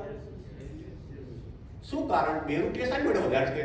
RBI under federal law of interest or FERA law says કે 82.60. So why they charge 84.2? What is the reason? हमको पैसा क्यों ज्यादा देना उसको? इसलिए तो मार्क लाइन होना 10 बिलियन कमा के गया, वो क्यों देने का? So the reason like that, the 2 rupees, then we fought with that. Since we are under regulatory of the RBI and customs and FEMA, how shipping line of the other country can charge higher amount to us? What is the reason behind it? We fought with them. You just imagine आप 20 container per day per month में export कर रहे हैं, 2,000 रुपया ज़्यादा ले रहे हैं, 40,000 रुपया हो गया, 12 महीने में कितना हो जाएगा? गिनती कर लो, 4 लाख 5 लाख रुपया ऐसे ही आप एक्स्ट्रा दे रहे हैं, with no sense. You are in purview of RBI. They have not given you answer? No, they say because we are monopolized. Send me immediately by today. Exactly. We'll pursue this. Exactly. That's what we have fought with the bankers also. We can take up the shipping ministry. Exactly. We have to let them to come in purview of Indian law, since they are taking the money from us, not money from others. Let it be their head office in Germany, let it be their office in Japan. और हम लोग उसको fight कर सकते हैं भाई आप India से पैसे लेते हैं तो इंडिया का लॉ ऑब्जर्व करो so that is my logic we can do it that's one thing then access the like economic scale like if you want to go ahead with the volume of business technically purchase all these things which are I believe automatically but use automations if you want a quality of the products for export which required automation is very important because maximum problems or things come from human resources. आदमी ही गलती कर रहा है, machine नहीं कर रहा है। जितना आदमी ज़्यादा स्पॉट पे रखो, वो गलती कहाँ से उसका ब्रेन चलाएगा, उसको ना बोला फिर भी चलाएगा, because they are made, they are human being. वो उसका ब्रेन चलाएगा ही चलाएगा, आपने पूरा सिस्टम SOP ऑल सिस्टम डाल दिया अंदर सब कुछ कर दिया, फिर भी वो तो उसका ब्रेन चलाने वाला ही है, तो क्या होगा? आपका quality of the product, even though you are excellent in service, logistics, everything, but your quality products get disturbed. So ultimately, who are the consumer? They will find the problems. You know, हमको नहीं करना है, ये नहीं जाना है. So that basically maximum HR you can take decision. Now access to new customers. Let's see, हम नया customer को access कैसे करेंगे? We'll do first. I say somebody told me that AI, artificial intelligence. That's a very important parameter to handle this. अगर आज की तारीख में किसी को या मुझे, let's see, पोर्टुगीज में और ब्राजील एक्सपोर्ट करना है मेरा कोई फुटवर्क नहीं है I have no footwork then how to enter with that that's a questionable everybody start coming first go with their customs data it's already platform available in the market use artificial intelligence उसका custom का data पकड़ लो उसमें से कितना import पूरा साल में आता है कौन इंपोर्टर्स है वहाँ Brazil they will not be the price but they will be the customer find out with the websites start converting with the email internet कोई आंसर 15 दिन तक नहीं देगा 30 दिन तक इतना भी ईमेल डालो nobody will bother then start calling them if even though you won't get it's okay try to find out the exhibitions where you are being available in Brazil of your own products go to the exhibition 1 or 2 I'm sure within 2 years you start cracking that country it will take a long time but you will start cracking that country and slowly gradually it will be grow. So it is like that, so you have to access the new customers. How you access the new customers? Say one after other, compulsory you take accreditations every of their country and you go ahead. Sometimes learning about client behavior and culture particularly. Like I can tell you, client behavior if you can say Brazil, if takes is a Portuguese guy, slow going. ठीक है 2 दिन के बाद जवाब दो 3 दिन के बाद दो easy going, little bit risk factor on money, where again, these people help us by finding a client performance, client things and creditworthiness. What we were discussing long, they find out the creditworthiness. There are good people, but they all are Portuguese. We are starting Brazil with some different way. हमने तो पहले language सीखी उसका 4-6 hello, hola, that's it. These are Mexican language. पूरा office का staff 1 महीने तक तो पूरा 4 सेंटेंस ब्राजील पोर्टुगीज लैंग्वेज ही बोल रहे थे so everybody is gave enjoying the new generation everybody start enjoying they called us on phone started with the 2-3 words and that get relax the other persons get relax okay they are something they know the Portuguese and that's the way it starts so if you go with the Mexico maybe like other than Brazil or Latin America you get a good money little risk factors are there but this is the other way of working like this. If you go with the Colombia, Latin America, it's easy going. 15-20 दिन तक कोई job ही नहीं आएगा आपके पास. कितने email डालो कुछ भी करो डालेगा नहीं. They don't bother. They enjoy their own life, own way. They're Mexican or bistro और 5-6 बजे बियर का बोतल लेके बैठ गए. सब लोग चलता है. But their own life, their own cultures. But still we want to penetrate. How to penetrate? See, we have to cross the borders. That's it. So how to cross the borders? So that's the way you can see 1 or 2, that 3, call them, this thing, that, whatever they do, start talking with the footballs. So find out everybody's weakness. Start talking with the football, the best player of the Mexico, start talking with it. 90% people start talking for the maximum 10 minutes on that. Once you get the 10 minutes, that's it. Now you are a businessman, you crack. How to crack? You have to go and you have to think yourself. That's the things, and then if you USA, they are reply within 1 or 2 days, but they are fast reply, but they need a trust. Trust and quality. Once you get a trust, and if you have backup service, they are a very strong on backup service. If you have a nice backup service, what I said in 24 hours to 48 hours, you will get very fast on that. Again, Japan, I believe Japan is a very shrewd people. एक साल तक कोई job ही नहीं है. अब बैठे रहो, कुछ नहीं आएगा. Suddenly, one day night in the morning, 7 o'clock, I am coming to your factory at 10 o'clock. They don't give a time to you for think. And that is why Japanese car, you know that, 1 lakh कभी कुछ नहीं होता है. Why? Their quality is so excellent. You must have observed. If you have a 99.5% as your result gives, they don't believe on 99.5, they believe on 0.5. 0.5 क्या है वो मुझे समझाओ. मुझे 99.5 में इंटरेस्ट ही नहीं है. मुझे 0.5 क्या impurity है वो मुझे समझाओ. Then only I will be able to work. That's the thoughts of Japanese people. So we wanted to work like this, and ultimately China, nothing to say much on that. Per day 2-3 answer phone email कुछ भी आता रहेगा और कुछ भी घूमता रहेगा, कुछ भी घुमा भी देगा, कुछ पता नहीं. So that's all the things are going. Asian country, Bangladesh, everything is like. This is all behavior, cultural behavior. I'm saying you how to enter in the world market. First we have to learn their behavior, their peculiarity to enter in the world markets. Like say Asian country like Bangladesh, India, all these things. अभी payment का बताया वो हैदराबाद में payment नहीं मिल रहा है 90 days तक. This is all peculiarity of them. So you have to calculate your profits and you have to go on that. So this is where it's done about it. Like globally there are a couple of things, but I want just close with this. Jai Hind. Thank you for giving some few time. You are at mine. I appreciate everybody. If anybody want anything from that, you can always approach me or through my website, my email, and these things.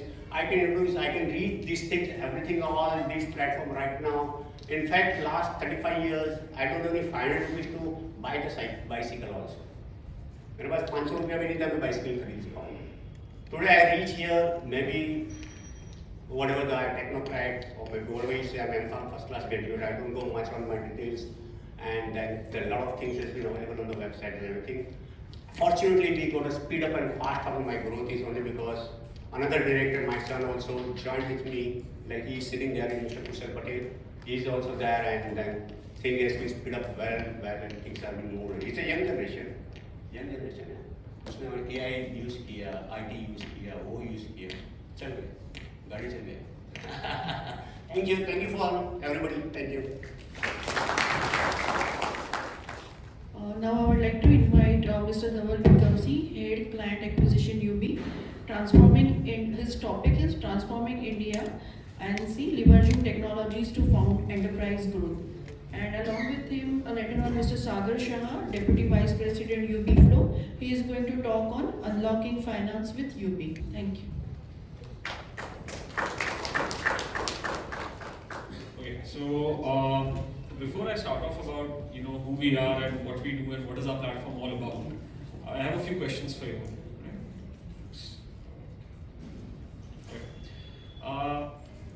For any business to grow today, right? We spoke about, Sir also spoke before me and Chandrakant ji before me about access to capital being required to grow our business. Paisa ase to aagar badhna padega, right? So from that standpoint, our platform today is a full stack debt platform, right? So our business is that of debt. Now let me ask you a few questions. How many businesses do you think exist in India today? And let's only restrict on companies, right? Does anybody have a guess? Kitli companies in India are? Any guess, any random number? Around 10,000 listed. Okay, probably 10,000 listed. But how many unlisted universes there? 10 million. Well, close enough. It's actually double that. So there are approximately 20 lakh registered companies in India, which are in the private and public sector space, listed and unlisted, everything put together. Approximately 1 lakh LLPs. But there's a plethora of unregistered businesses, which would be partnership firms and sole proprietors. Now, this is basically a pyramid structure in India as far as access to capital is concerned. How many companies do you think, and since we have folks from ICRA also, so I'll use some liberty in terms of ratings, right? How many companies do you think are rated AAA and AA, which is basically the top of the pyramid as far as country is concerned, businesses are concerned in the country? 100. Well, slightly more than that, right? So overall rated universe would be close to about 100,000, 1 lakh odd organizations. But the rated universe in that, right, which is AA and AAA, would be around 1,500 to 2,000 odd organizations. Basically the top most organizations in the country. આપણે ગુજરાતમાં છે, સો Adani company એમાં જ હશે, મુકેશભાઈની company પણ એમાં જ આવવાની છે, right? So, but, right, you have approximately only 3 lakh odd organizations which have access, 3 lakh companies which have access to debt from banks or formal banking channels. So the entire ecosystem is such that out of 20 lakh odd organizations, only 10 to 15% has access to credit or debt from formal banking channels for business purposes, right? 70 lakh company ke paas bank bhav hi nahi deta, right? That's basically the challenge, right? Even in this, across approximately annually 5 lakh crores worth of debt is disbursed by formal banking channels to organizations, right? 3 lakh company में 5 lakh crore बढ़ता है. You can safely say that the top 1,000, 2,000 odd organizations, AA's and AAA's, capture majority of this 5 lakh, right? So there's very little credit which is available for rest of the businesses across the country, right? So if you look at Western countries, right, developed countries, we spoke about USA, Europe, right? The penetration of debt for businesses, and we use rating as a proxy from AAA to a BB, there's a lot of business or a lot of access to credit or debt which is also available for investment grade companies and some investment grade companies, which is BBB and BB rated companies as well. But in India that is not the case. While we have a lot of population of those organizations in that segment, but access to credit over there is not very, very high, right? If you look at the bond market in USA today, there's some investment grade bond market, right? BBs, NCDs. India में NCDs अगर कोई ने race करवी होए तो ए लोगों की rating AA ने AAA ज वसे मोस्टली वो ओछा सेगमेंट में A+ रेटिंग में मरसे, right? The Indian bond market itself is not vibrant enough for BB rated companies to get access to debt through bonds, capital market instruments, right?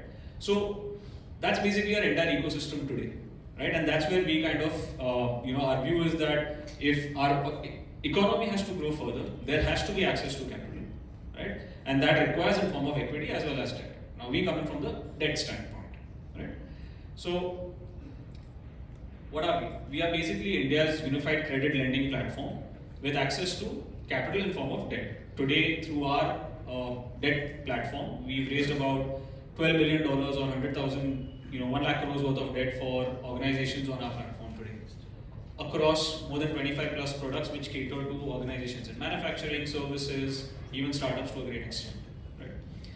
Now, how are we actually structured, right? Does anybody understand the concept of a marketplace? Marketplace हुए cover segment. Could you all give me an example? You all pretty much use at least one marketplace every week in your personal lives. I think Jam is a marketplace. Amazon is a good example. What else? Sorry? Newspace. Okay, ListSpace. Yeah, ListSpace aggregates interior designers and customers on the other side. Yes. What else? Something which you all use very frequently every week. 2-3 things you all use very frequently every week. How many of you all order food through apps? Zomato, Swiggy is another marketplace, right? They have restaurants on one side and consumers like us on the other side, right? What about cabs? I'm not sure about the penetration of Ola, Uber in Ahmedabad, but I'm guessing they were here at one point. Maybe they might have stopped now, but you'll use cabs as well, right? So Ola, Uber is another marketplace where you have drivers and people like us, right? So similarly, our business model is actually structured as a marketplace. But on our marketplace, you have businesses on one side, which are basically borrowers, right? And you have lenders on the other side, which are basically your NBFCs, mutual funds, banks, credit funds, family offices, HNIs, etc. Right? And that's how our business model is structured. Just a small corporate background. We are based out of Chennai. We have offices in Mumbai. One of our subsidiaries, like I mentioned earlier, Compository has an office in Ahmedabad as well. Plus, we ourselves as UB are opening an office here. Other offices in Delhi and Bangalore. Right?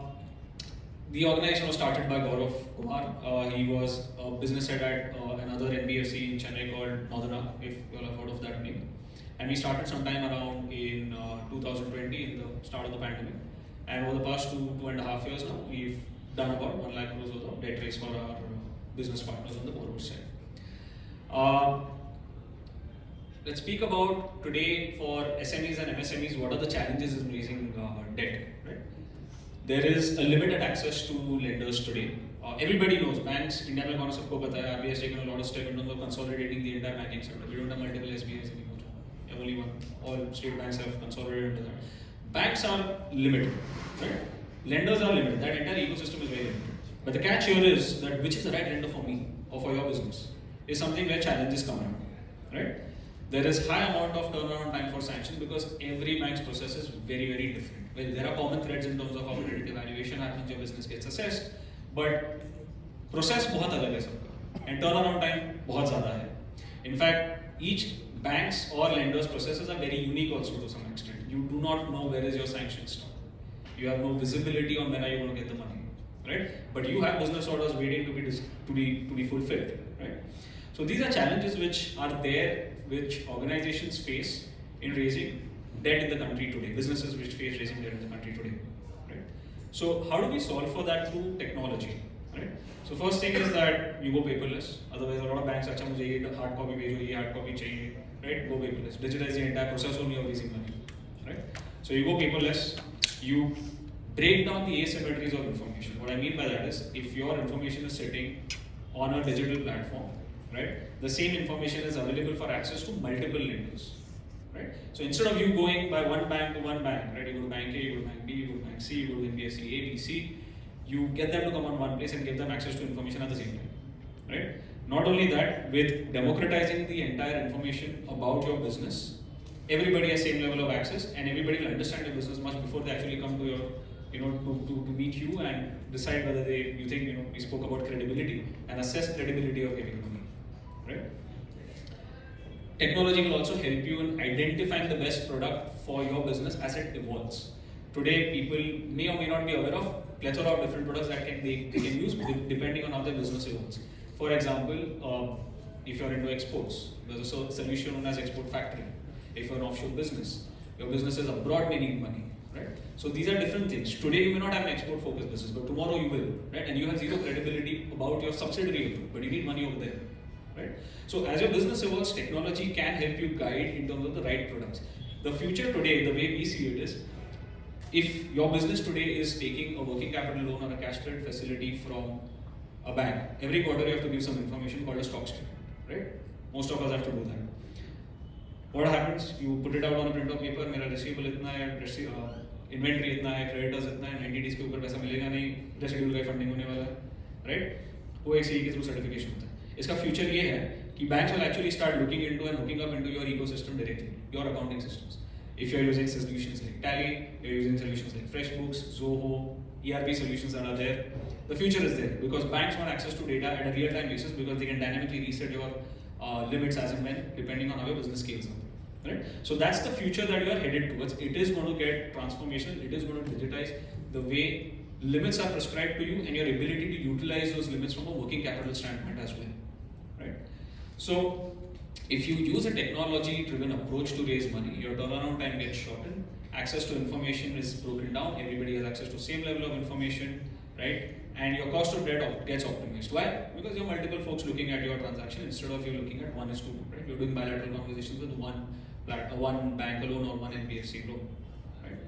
So that's the benefit of using technology to raise debt. Now, coming specifically to us, while we do a lot of things, but for this specific audience, there are a few things that we're talking about. Through our UD loans platform and the bonds platform that we have, you can raise debt to meet your working capital needs, your capital expenditure needs. If you are exporting, you need EPC, you need pre-shipment credit, post-shipment credit, things like that.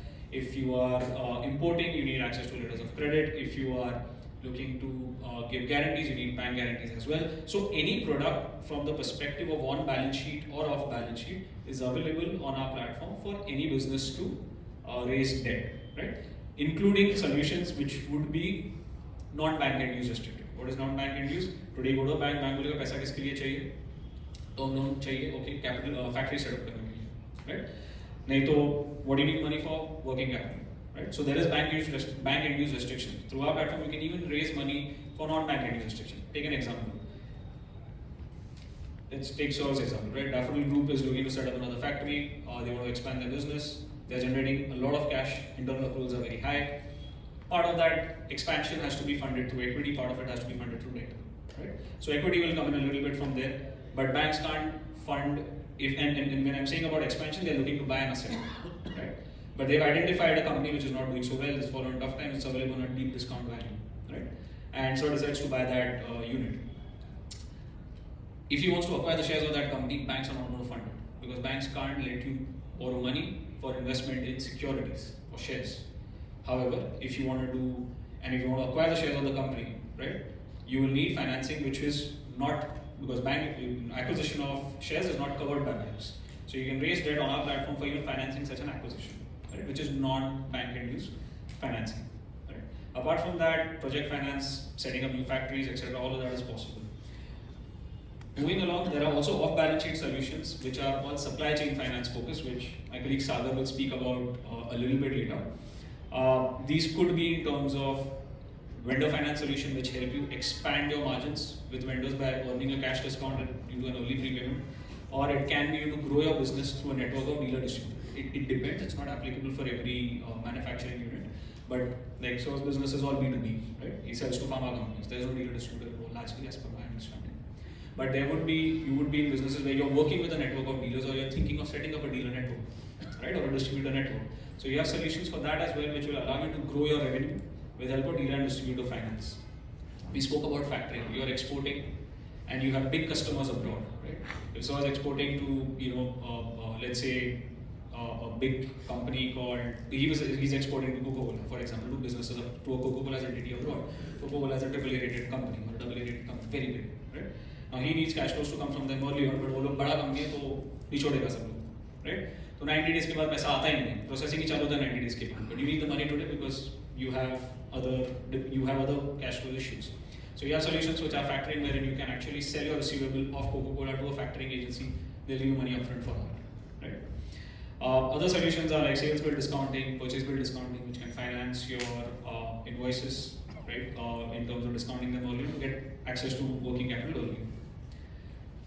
From a value prop standpoint, what do we offer to businesses like yours? You hit the debt markets within a duration of 30 minutes, very fast, at a click of a button. Create a very simple profile about your business. What does that simple profile comprise of? Historical financial data, which anyway we capture from MCA automatically. What's your share capital like? Who are your existing lenders? Things like that. Creates a very simple profile about the business. Think of it as a LinkedIn profile for your business. Right? Ideas, use minimal amount of information, hit the debt markets as soon as possible. You get a dedicated relationship manager from our end, who is typically an ex-banker. Sagar is an ex-banker, as I mentioned, he was at HSBC before. 10 to 15 years, folks who have been there, done that, are specialists in their work, right? Why? A relationship manager. ધંધો છે પૈસા લેવાનો ને આપવાનો, એમાં બધાને કોઈ સાથે વાત કરવી, લેન્ડર્સને પણ ને તમે પણ, right? So you may need consultation which is required from structuring your entire debt ask itself, right? And you start your lender engagements within a span of 2 days itself, the moment you go live on our platform. Not only that, credit evaluation કરવાનું હોય, એમાં પણ our platform supports businesses and becomes the first port of call to address any lender queries which are there, right? All of which is available for future lenders to kind of consume. So they don't have to trouble you with the same set of questions again and again when it comes to credit evaluation of your business. Because of this, you get access to competitive pricing, right? You're not speaking only to 2-3 bankers, you're speaking to a bunch of bankers. There are settings available on the platform saying that, okay, HDFC my existing lender, I don't want them to know this is on the platform, you can exclude that, right? Or you're already speaking with an SBI, you don't want to use them on our platform, you can exclude that as well. So your existing lender conversations and your existing lenders wouldn't know that you're using UB, because there's confidentiality, and our business is entirely based on trust, right? Just 2 case studies that I have for you. One is about this one company called Gold Plus Glass. This is in the manufacturing business, manufactures some specialized glass, right? Within a span of, they wanted some very quick money for setting up their factory, right? To set up some new lines of production, that they had some new product that they wanted to launch. This company was a BBB plus rated company, was more than 30 years old, had more than 1,000 odd customers. When they came on our platform, within a span of around 2 months, they generated interest from about 20 odd lenders, and eventually not everybody's commercials were forthcoming. However, they closed 8 term sheets for 1,000 crores worth of expansion. They needed only 400 crores, but they had the option of going through the 1,000 crores and taking whatever made more sense to them. because of the UB platform, they were able to save interest costs up to 3.5%, right? And they raised this all in a duration of around 2 months. This is with regards to CapEx. Another case study that I have for you is something for a company known as Zito. What they do is that they connect manufacturers and distribute their, it's a B2B business, so they distribute their products with their customers abroad, right? So their manufacturing is domestic, but again export focused business heavily. Now they wanted to expand to other geographies, but they did not want to, they had limited capital, but they did not want to deploy all the capital. And they needed cash flows to come through, right? So where could they get those cash flows from? From internal accruals. But internal accruals means working capital is far more efficient, right? You're getting your customers to pay you early, your inventory is turning around very fast, and आप payables को पकड़ के रख रहे हो. You're not paying off your creditors or you're bringing them to stretch, right? But now payables are not, your creditors are not going to wait forever. They're like, boss पैसा दो नहीं तो next time, next contract, we will have to jack up our prices. So there they went ahead and got a sanction for a 200 crore vendor finance program, which said that ठीक है, cash flows to manage हो जाएंगे, but we can help you with regards to prepayment of your suppliers, right? So instead of a 90-day credit period, we're like, okay, we'll pay you in 30 days. The financing partner or a bank over here will pay you in 30 days or 0 days, depends on different vendors, and you manage to get a cash discount for it, right? And your issues for that credit cycle are taken care of through vendor finance program. So this is another case study that we had from a vendor finance solution perspective. These are a few of the few of the borrowers on our platform, mostly all manufacturing organizations. Some you may also recognize in terms of the brand names, which are there on our platform. KPI Global is an Ahmedabad-based company which is in the solar space, right? Babu K Nation is restaurants people. I think it's over here as well, right? So companies across different segments, different industries use the UB platform today for raising debt. Ticket sizes are, the smallest that we do is probably around 10 crores. There's no upper side. The largest we've done is close to about 700 crores on our platform today. That's it from my end. Happy to answer any questions that you may have.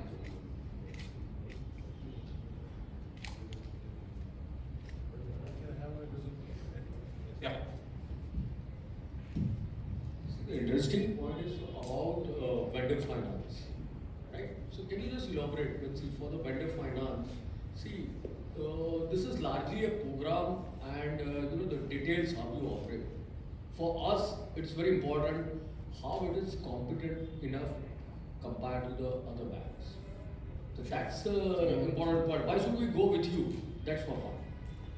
Sagar is the expert on supply chain financing. Yeah, can you? No, I'm clearly talking about business terms, cost. Of course. Very important cost.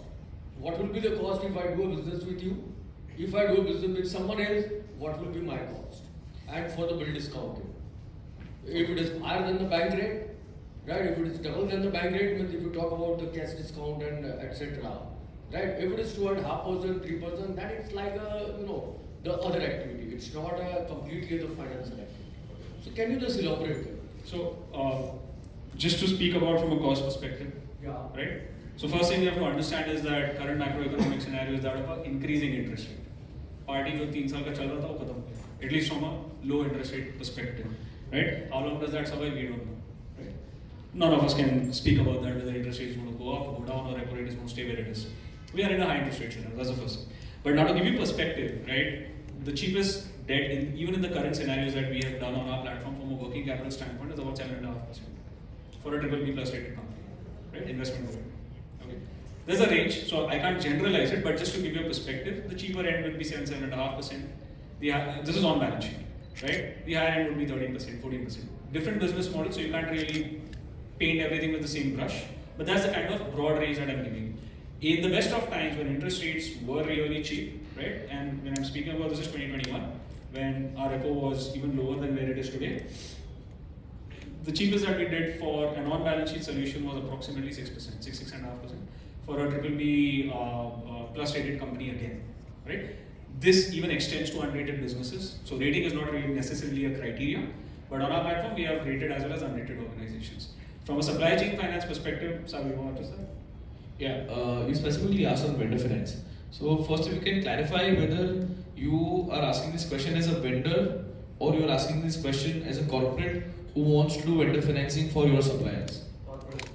as a corporate for vendor suppliers, right? So largely we can identify two benefits that a corporate can avail. First one I would talk about is a days payable extension, right? So currently you may have a certain credit period agreed with your supplier, which is say 30 days. But now because you are making your vendor available finance, which is cheaper than what he can raise with his credit profile. Plus, it is unsecured because the call of the lender is on your corporate and not on your vendor, that you will be making a payment on time against the dues that you are supposed to make payment, right? So the credit call is actually on the corporate. The evaluation of the program is on the corporate credibility, credit worthiness, rather than the vendor's credit worthiness, because you are going to make a payment on the due date. Because of these factors, he is able to raise unsecured finance at a very cheap rate. There is something in return as an anchor corporate which you can ask for. One of them is a days payable extension, where you can, instead of making a payment on 30 days, you can agree that I'll make a payment to the lender on 60th day. So now your creditors is improved, is increased, and your working capital cycle has become more efficient because you've stretched your days payable from 30 to 60. The borrowing sits on your vendor. The cost of the borrowing is on your vendor, but he's happy borrowing that money, okay, because he's getting money early payment, which is on day one that he's invoiced to you, and he's also getting the money at a cheap rate and in an unsecured manner, where he does not need any NOC from his existing bankers. What is in it for the vendor? When you do bank borrowing, there's a concept of margin that applies, right? DP, drawing power. In the drawing power, there is a MPVF, there's a margin which applies, wherein you cannot borrow 100 against 100 rupee debtors, right? They will take out 25% margin out. So against 100 rupee receivable, what you can borrow from banking system is only 75.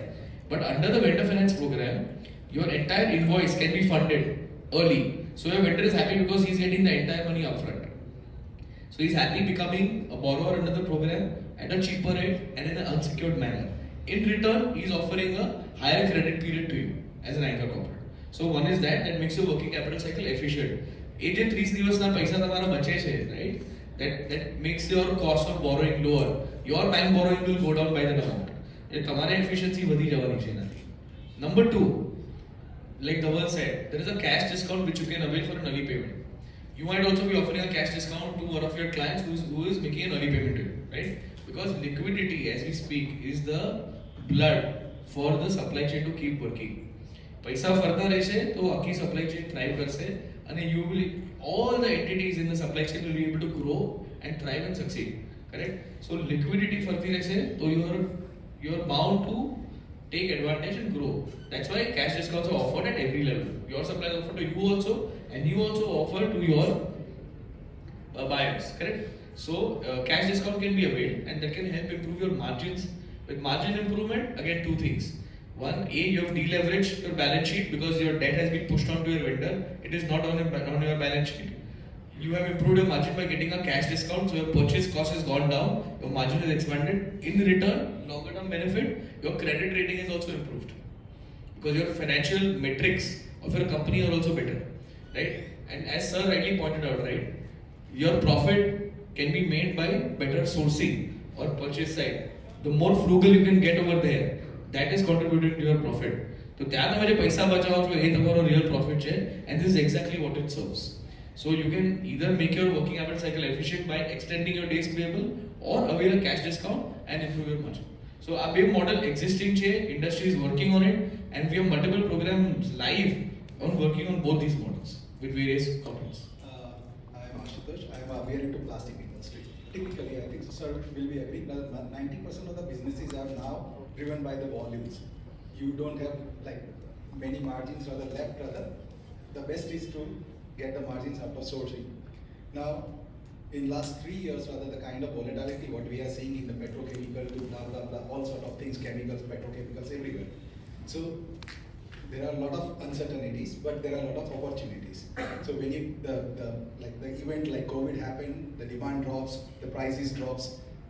What is it typically like a nationalized banker? They are not ready to fund those kind of opportunities.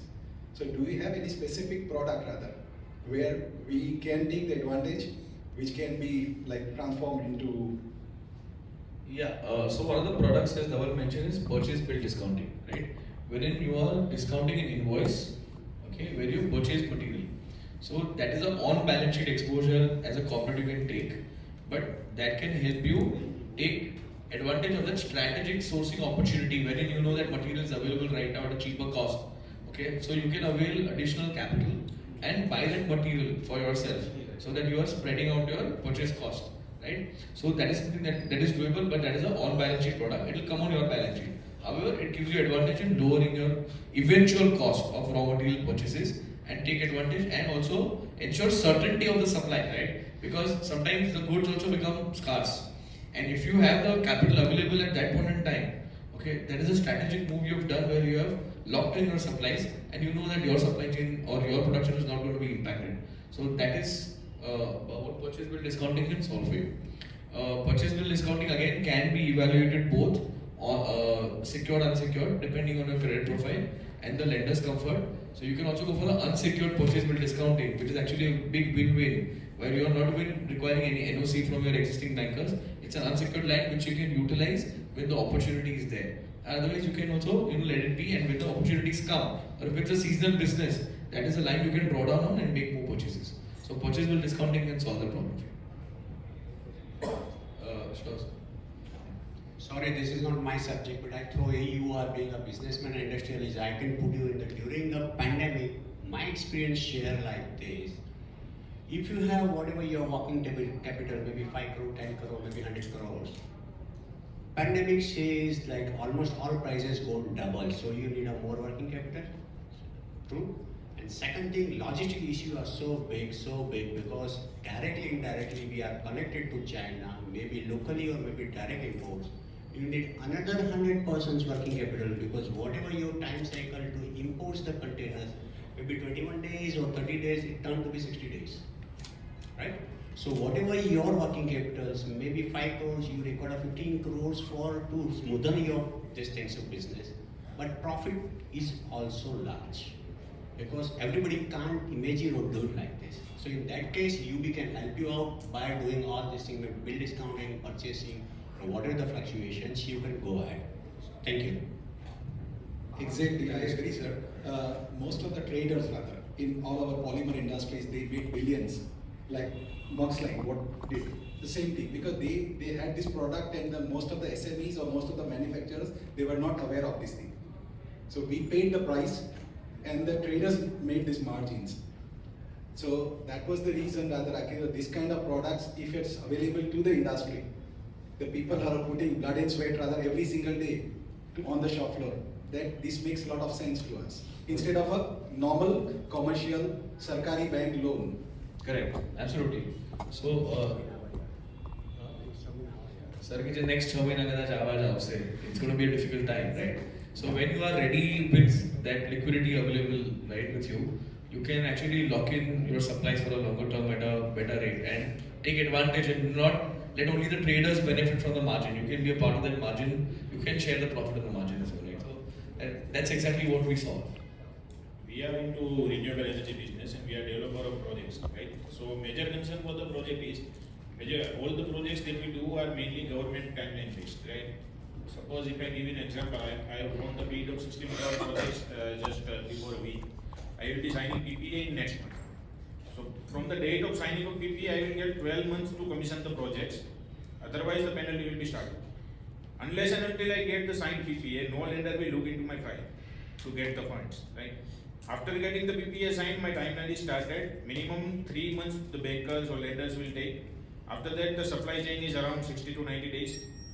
That means once I get the confirmation of fund, I have lost 6 of the months. Within next 6 months, I cannot commission the projects. So that is the first issue, that time for the funding. Another is the collateral, as one of the person is saying. If I need to execute the project of 300 CR, if I say, I will need 200, I am getting 200 CR as debit, then I need 200 CR properties to have collateral. So rather, whatever we are getting from the business, should we infuse those funds into business or should we buy the properties to get them as a collateral? Okay. So in your specific instance, right, what can be done? So I'm assuming you have different SPs. Would that assumption be correct? Okay. And I'm guessing a bunch of these SPs are also generating cash flows. Yes. Okay. So in your specific problem statement, right, what one can think of, and we have solutions for that. We have a specific real estate infra focused team as well, which works on such projects. If you, needless to say, why should you block capital in just buying property? It makes no sense, right? You would rather expand into more projects to kind of expand your business further. What can be looked at is a solution which is actually based on cash flow based lending, right? So you can have a structure wherein saying, "Acha, theek hai, my financial closure is going to take time, PPA is going to take time, but I need to start my work right now, right? And I need debt for the short term, right?" So what can be done is that you can have a structured debt over there, which allows that instead of hard collateral, I will give access to the cash flows of my other SPVs, assuming they are unencumbered, or even if there is some ability of having them unencumbered, right? Cash flows from there will essentially be used to repay my debt till such time my financial closure happens and my project kickstarts and starts generating cash flows of its own. Typically, in such instances, initial cost of debt is slightly higher because hard collateral may be less. But as your project gets commissioned and you start generating cash flows from that project where you wanted financing in the first place, you can get that refinance at a cheaper rate later on as well, and remove that cash flow dependence of your other SPVs. Right? So those kind of things are possible, and you don't necessarily need to have 200 crores of collateral to back that 300 crores worth of project. So you can do a mix of that. Is the way to think of. Yes. In buyer's bill discounting, do the supplier have the recourse on that? On the buyer, in terms of your vendor finance solutions? So recourse is actually on you, right? Because the credit risk is on actually the anchor or the organization which is availing the buyer's bill discount. I am talking about the buyer's bill discount. You are also talking about the buyer's bill discount.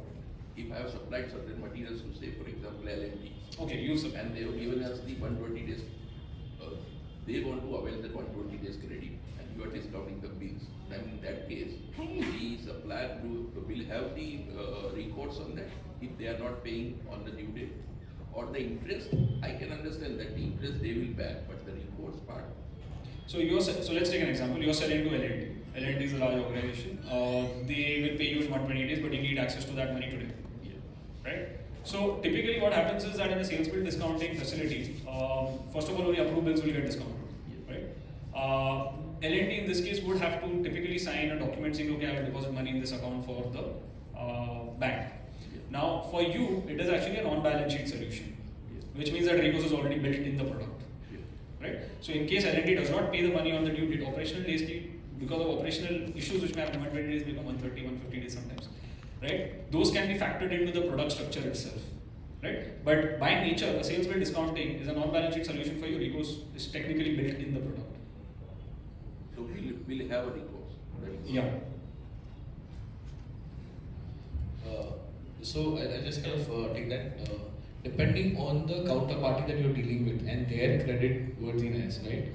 Which is why you're not doing a working capital loan, but you're doing sales bill discounting because you are availing a better financing rate.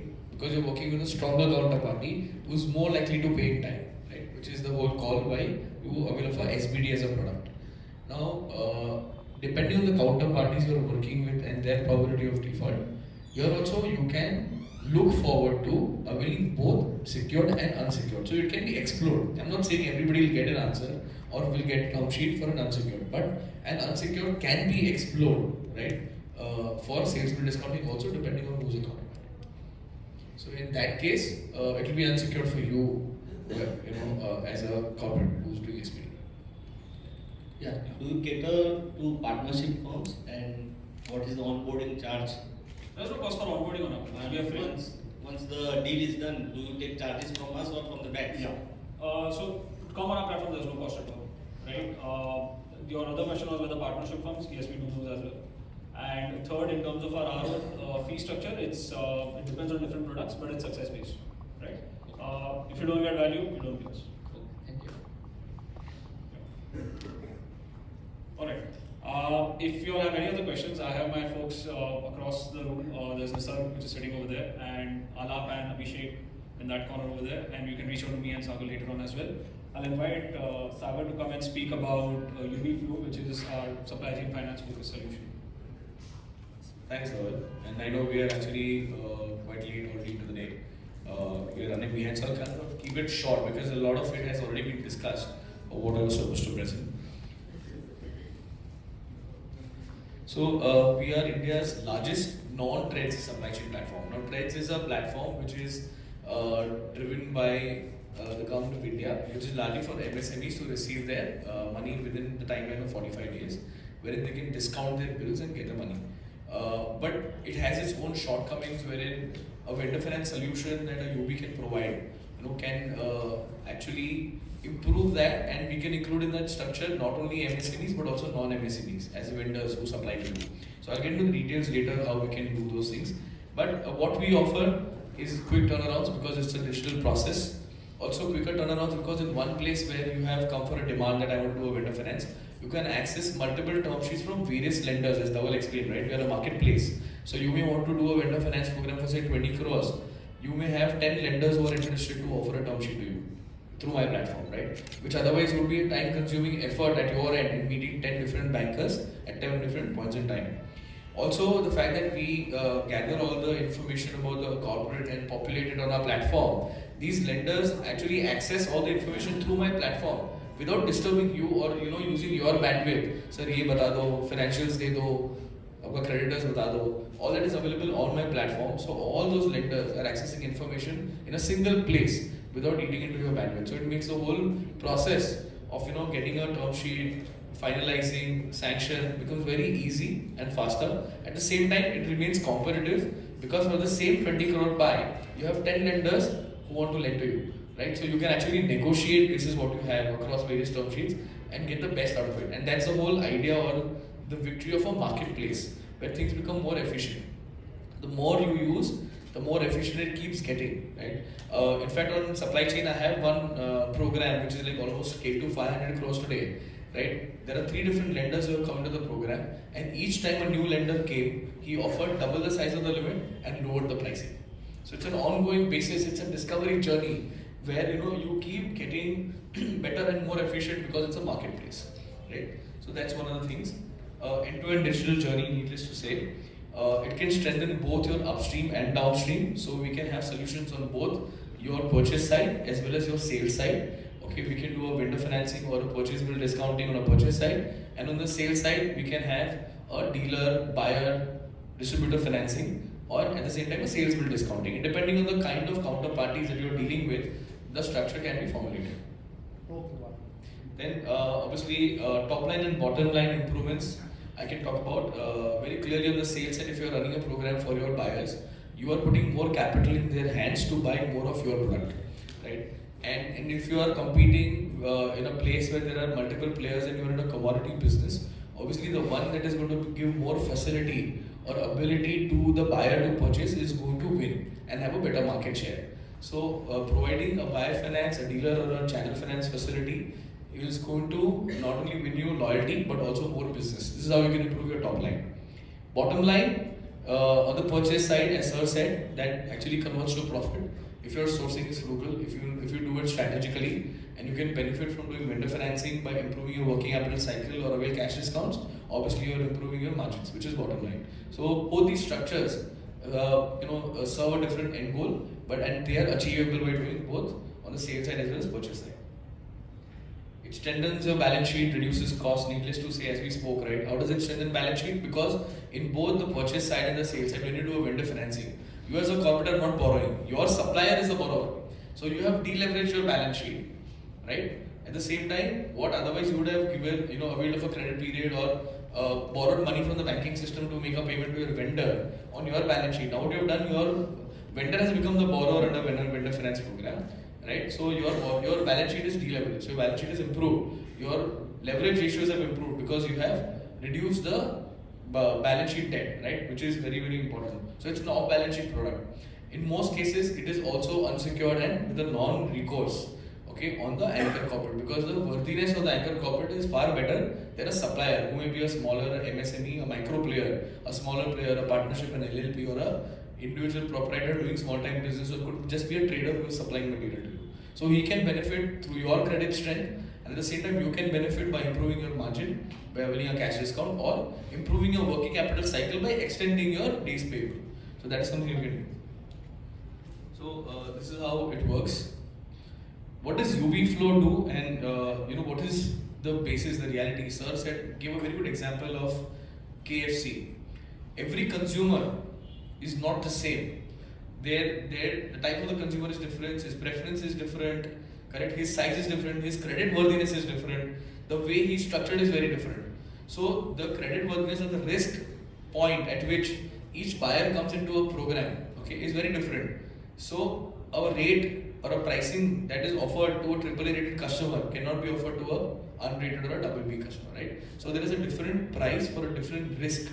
What UB Flow does is we can bring you multiple programs across different lenders, starting from say PSU banks giving you very good rates for some of your largest buyers, customers, dealers, distributor, all the way up to very high teen rates from smaller NBFCs who are able to accommodate even your smaller buyers or smaller dealers who otherwise will not get money from the formal financing system, right? So somebody with a very low CIBIL score can also be accommodated in your buyer finance or a channel program, which a bank would not accommodate at a 9-10% rate, but at an 18% rate he could also be accommodated. So you can cover your entire buyer base under a channel finance or a buyer finance program to push more sales across the chain, right? So the fact that we acknowledge that your buyer set is not a heterogeneous or a single set, they're not all the same.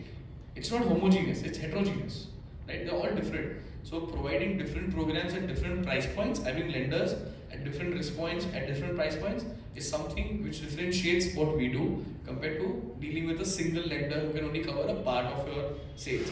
And then if you enter into multiple agreements with various lenders, you're operating with multiple lenders at different conditions, terms, conditions, at the same time, different platforms.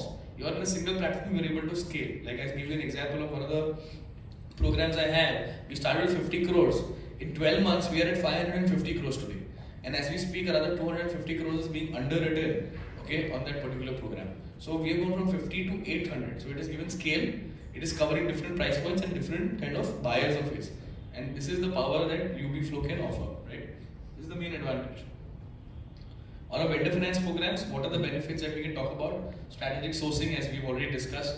Sir had a question, I've already responded. You can take advantage of that particular timing to strategically source raw material and improve your margin. You can do a DPO extension, I've already explained. You can stretch your days payable. You can deleverage your balance sheet by passing on the debt from your balance sheet to your supplier, right? As well as you can do margin expansion by availing of a cash discount. So these are largely the most important structures that are currently available in the market, and they are being very readily accepted. So what do we have in the dealer finance? Obviously, we can increase your sales, right, by covering more channel partners, more buyers.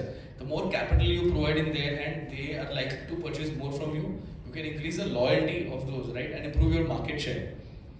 You can do DSO reduction. Sometimes in certain supply chains, the DSO is very, very high. Your receivables is very high, right? Because it's taking a long time. So you can actually discount them upfront, get the money, right? And keep your cash flow more efficient and reduce your DSO. Okay, that also makes your working capital more efficient, right? And you can eliminate credit risk. At times when we have very large anchor or corporates, okay, there are non-recourse programs available even on the channel finance side. A lot of times we do take support in the form of some sort of a FLDG, which is a comfort guarantee, to cover a part of the program. But very large and renowned corporates, well-rated corporates, can also avail of a non-recourse program where they have completely eliminated credit risk because they have got their money upfront, right? And the lender is to recover from the buyer or the dealer at the end of the credit period. So they have completely de-risked their collection. So that's another benefit that this offers. And obviously checkout finance for B2B commerce, especially when we do B2B, and there are a lot of these portals that allow B2B commerce today, like Hyatt, etc. We can have a checkout finance facility available wherein the buyer at the point of checkout can avail of financing and avail of the product, right? So that enhances again your sales. Some of the anchor corporates or logos that we work with, Bizongo, Ron, JSW, we work with Vedanta, Zetwork, TBS, Civex, Rashi Peripherals, Kadans, Kirloskars, and we are also talking to some of the largest FMCG players today, a lot of other metal manufacturers that you can name. All the big business houses are all already working with us in some capacity, and some are active discussions.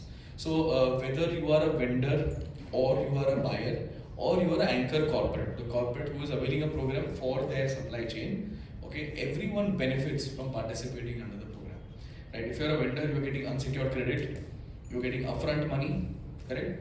So you are benefiting. If you are a buyer, if you're a dealer or a channel partner, right, you have more capital available to purchase goods and take advantage of the market condition, right? Like in a season, sale season, right? You can purchase more goods if you have more capital and sell more. Say like Diwali, okay, you are doing consumer goods. Your more capital available to you means you can buy more and churn out more. And specifically these channel partners have shorter cycles, right? So their margins are very high.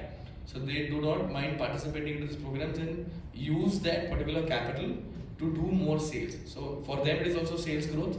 They can also extend their days payable. Like currently you may have offered a credit terms of say 7 days, 10 days, 30 days, 60 days. The lender will say, okay, instead of 60, I will offer you 90 days.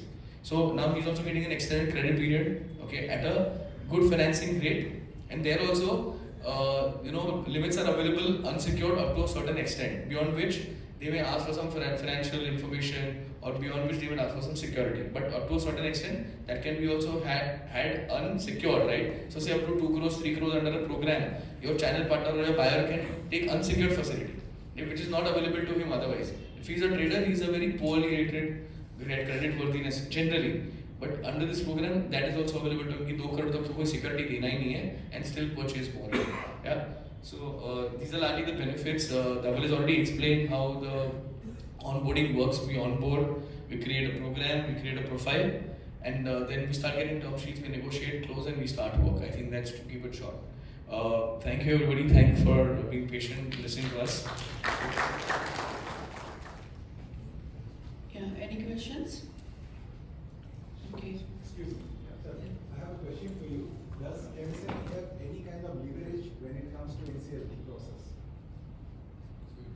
Yes, sir. Of course, we have gone through any NCLT, the current IBBI, the circulars. If we can visit the circular, we will get more information. Right. And especially they have created some good opportunities. Are you aware of that? See, there are plenty of nowadays advantages created for SME sector.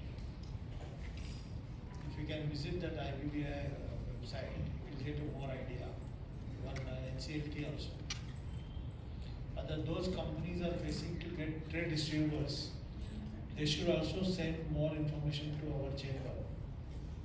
If you have some problem with any corporate, they are not giving you on time, or they are not accepting your request for the come on the trades platform.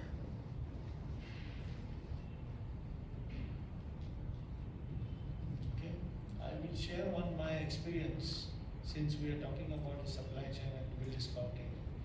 When I approach SBI Global Factor, they said we don't want to entertain SME matters, SME proposals. मैंने पूछा क्यों, क्या कारण है? कहते SME के ऊपर हमको विश्वास नहीं है. If I'm supplying to Reliance, but they don't want to give a bill discounting to SME sector. तो ये अभी है, तो इसके लिए यूपी के पास जो concept है, they will do your due diligence plus your other companies also. Credit worthiness और credibility हमारे देखने के पहले buyer की भी देखनी चाहिए ना, वो भी बहुत जरूरी है. So, over to Sakshi. Thank you.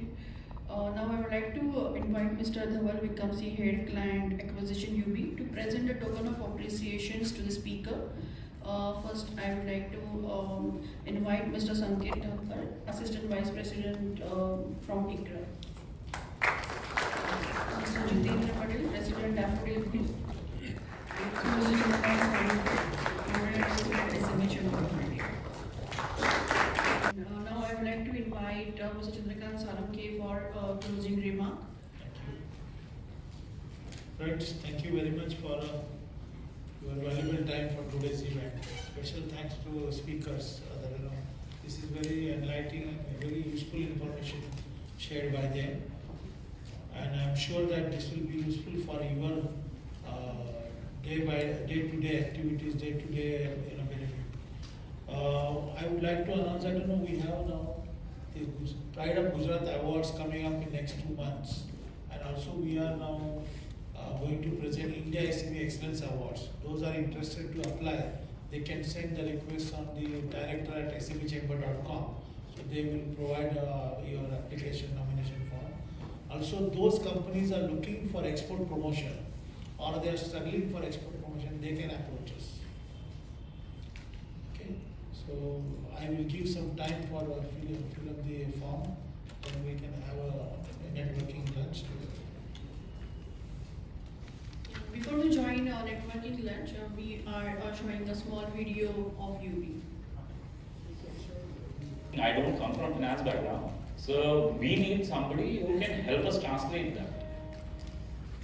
Bank needs to understand the nuances of my business in their language. I need to understand their nuances in my language. That conversion of technical knowledge is where UB kind of excels. You know how much a Kanjivaram sari should cost? Do you know how much that jacket that you are wearing should cost? Do you know what you are wearing?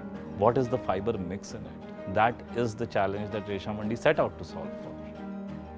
Thankfully, in the last 2.5 years, we've seen growth, immense growth. I started with one farmer on 1st of June 2020. Today, I have 1 lakh farmers on my platform. 8,500 retailers in 400 cities in India are using Resha Mandi. For us, our equity is there to fund the burn of our EBITDA, but debt is there to survive because this industry has survived on credit. UB as a company and as a platform helps a company like me, which is at a young stage, accelerate that growth by being that bridge of communication. So the one feature about UB loan that I love is your onboarding experience. It takes 5 minutes, 10 minutes for people to get an understanding of that platform, get onboarded. It just allows you to thrive further and further more. My chief of staff uses it. My EAs of my top leadership uses it, and it took them 10 minutes to understand it. I think both of us have raised around 100 crores together. Did we use other people? Yes, we did. Did we like them? Probably few of them.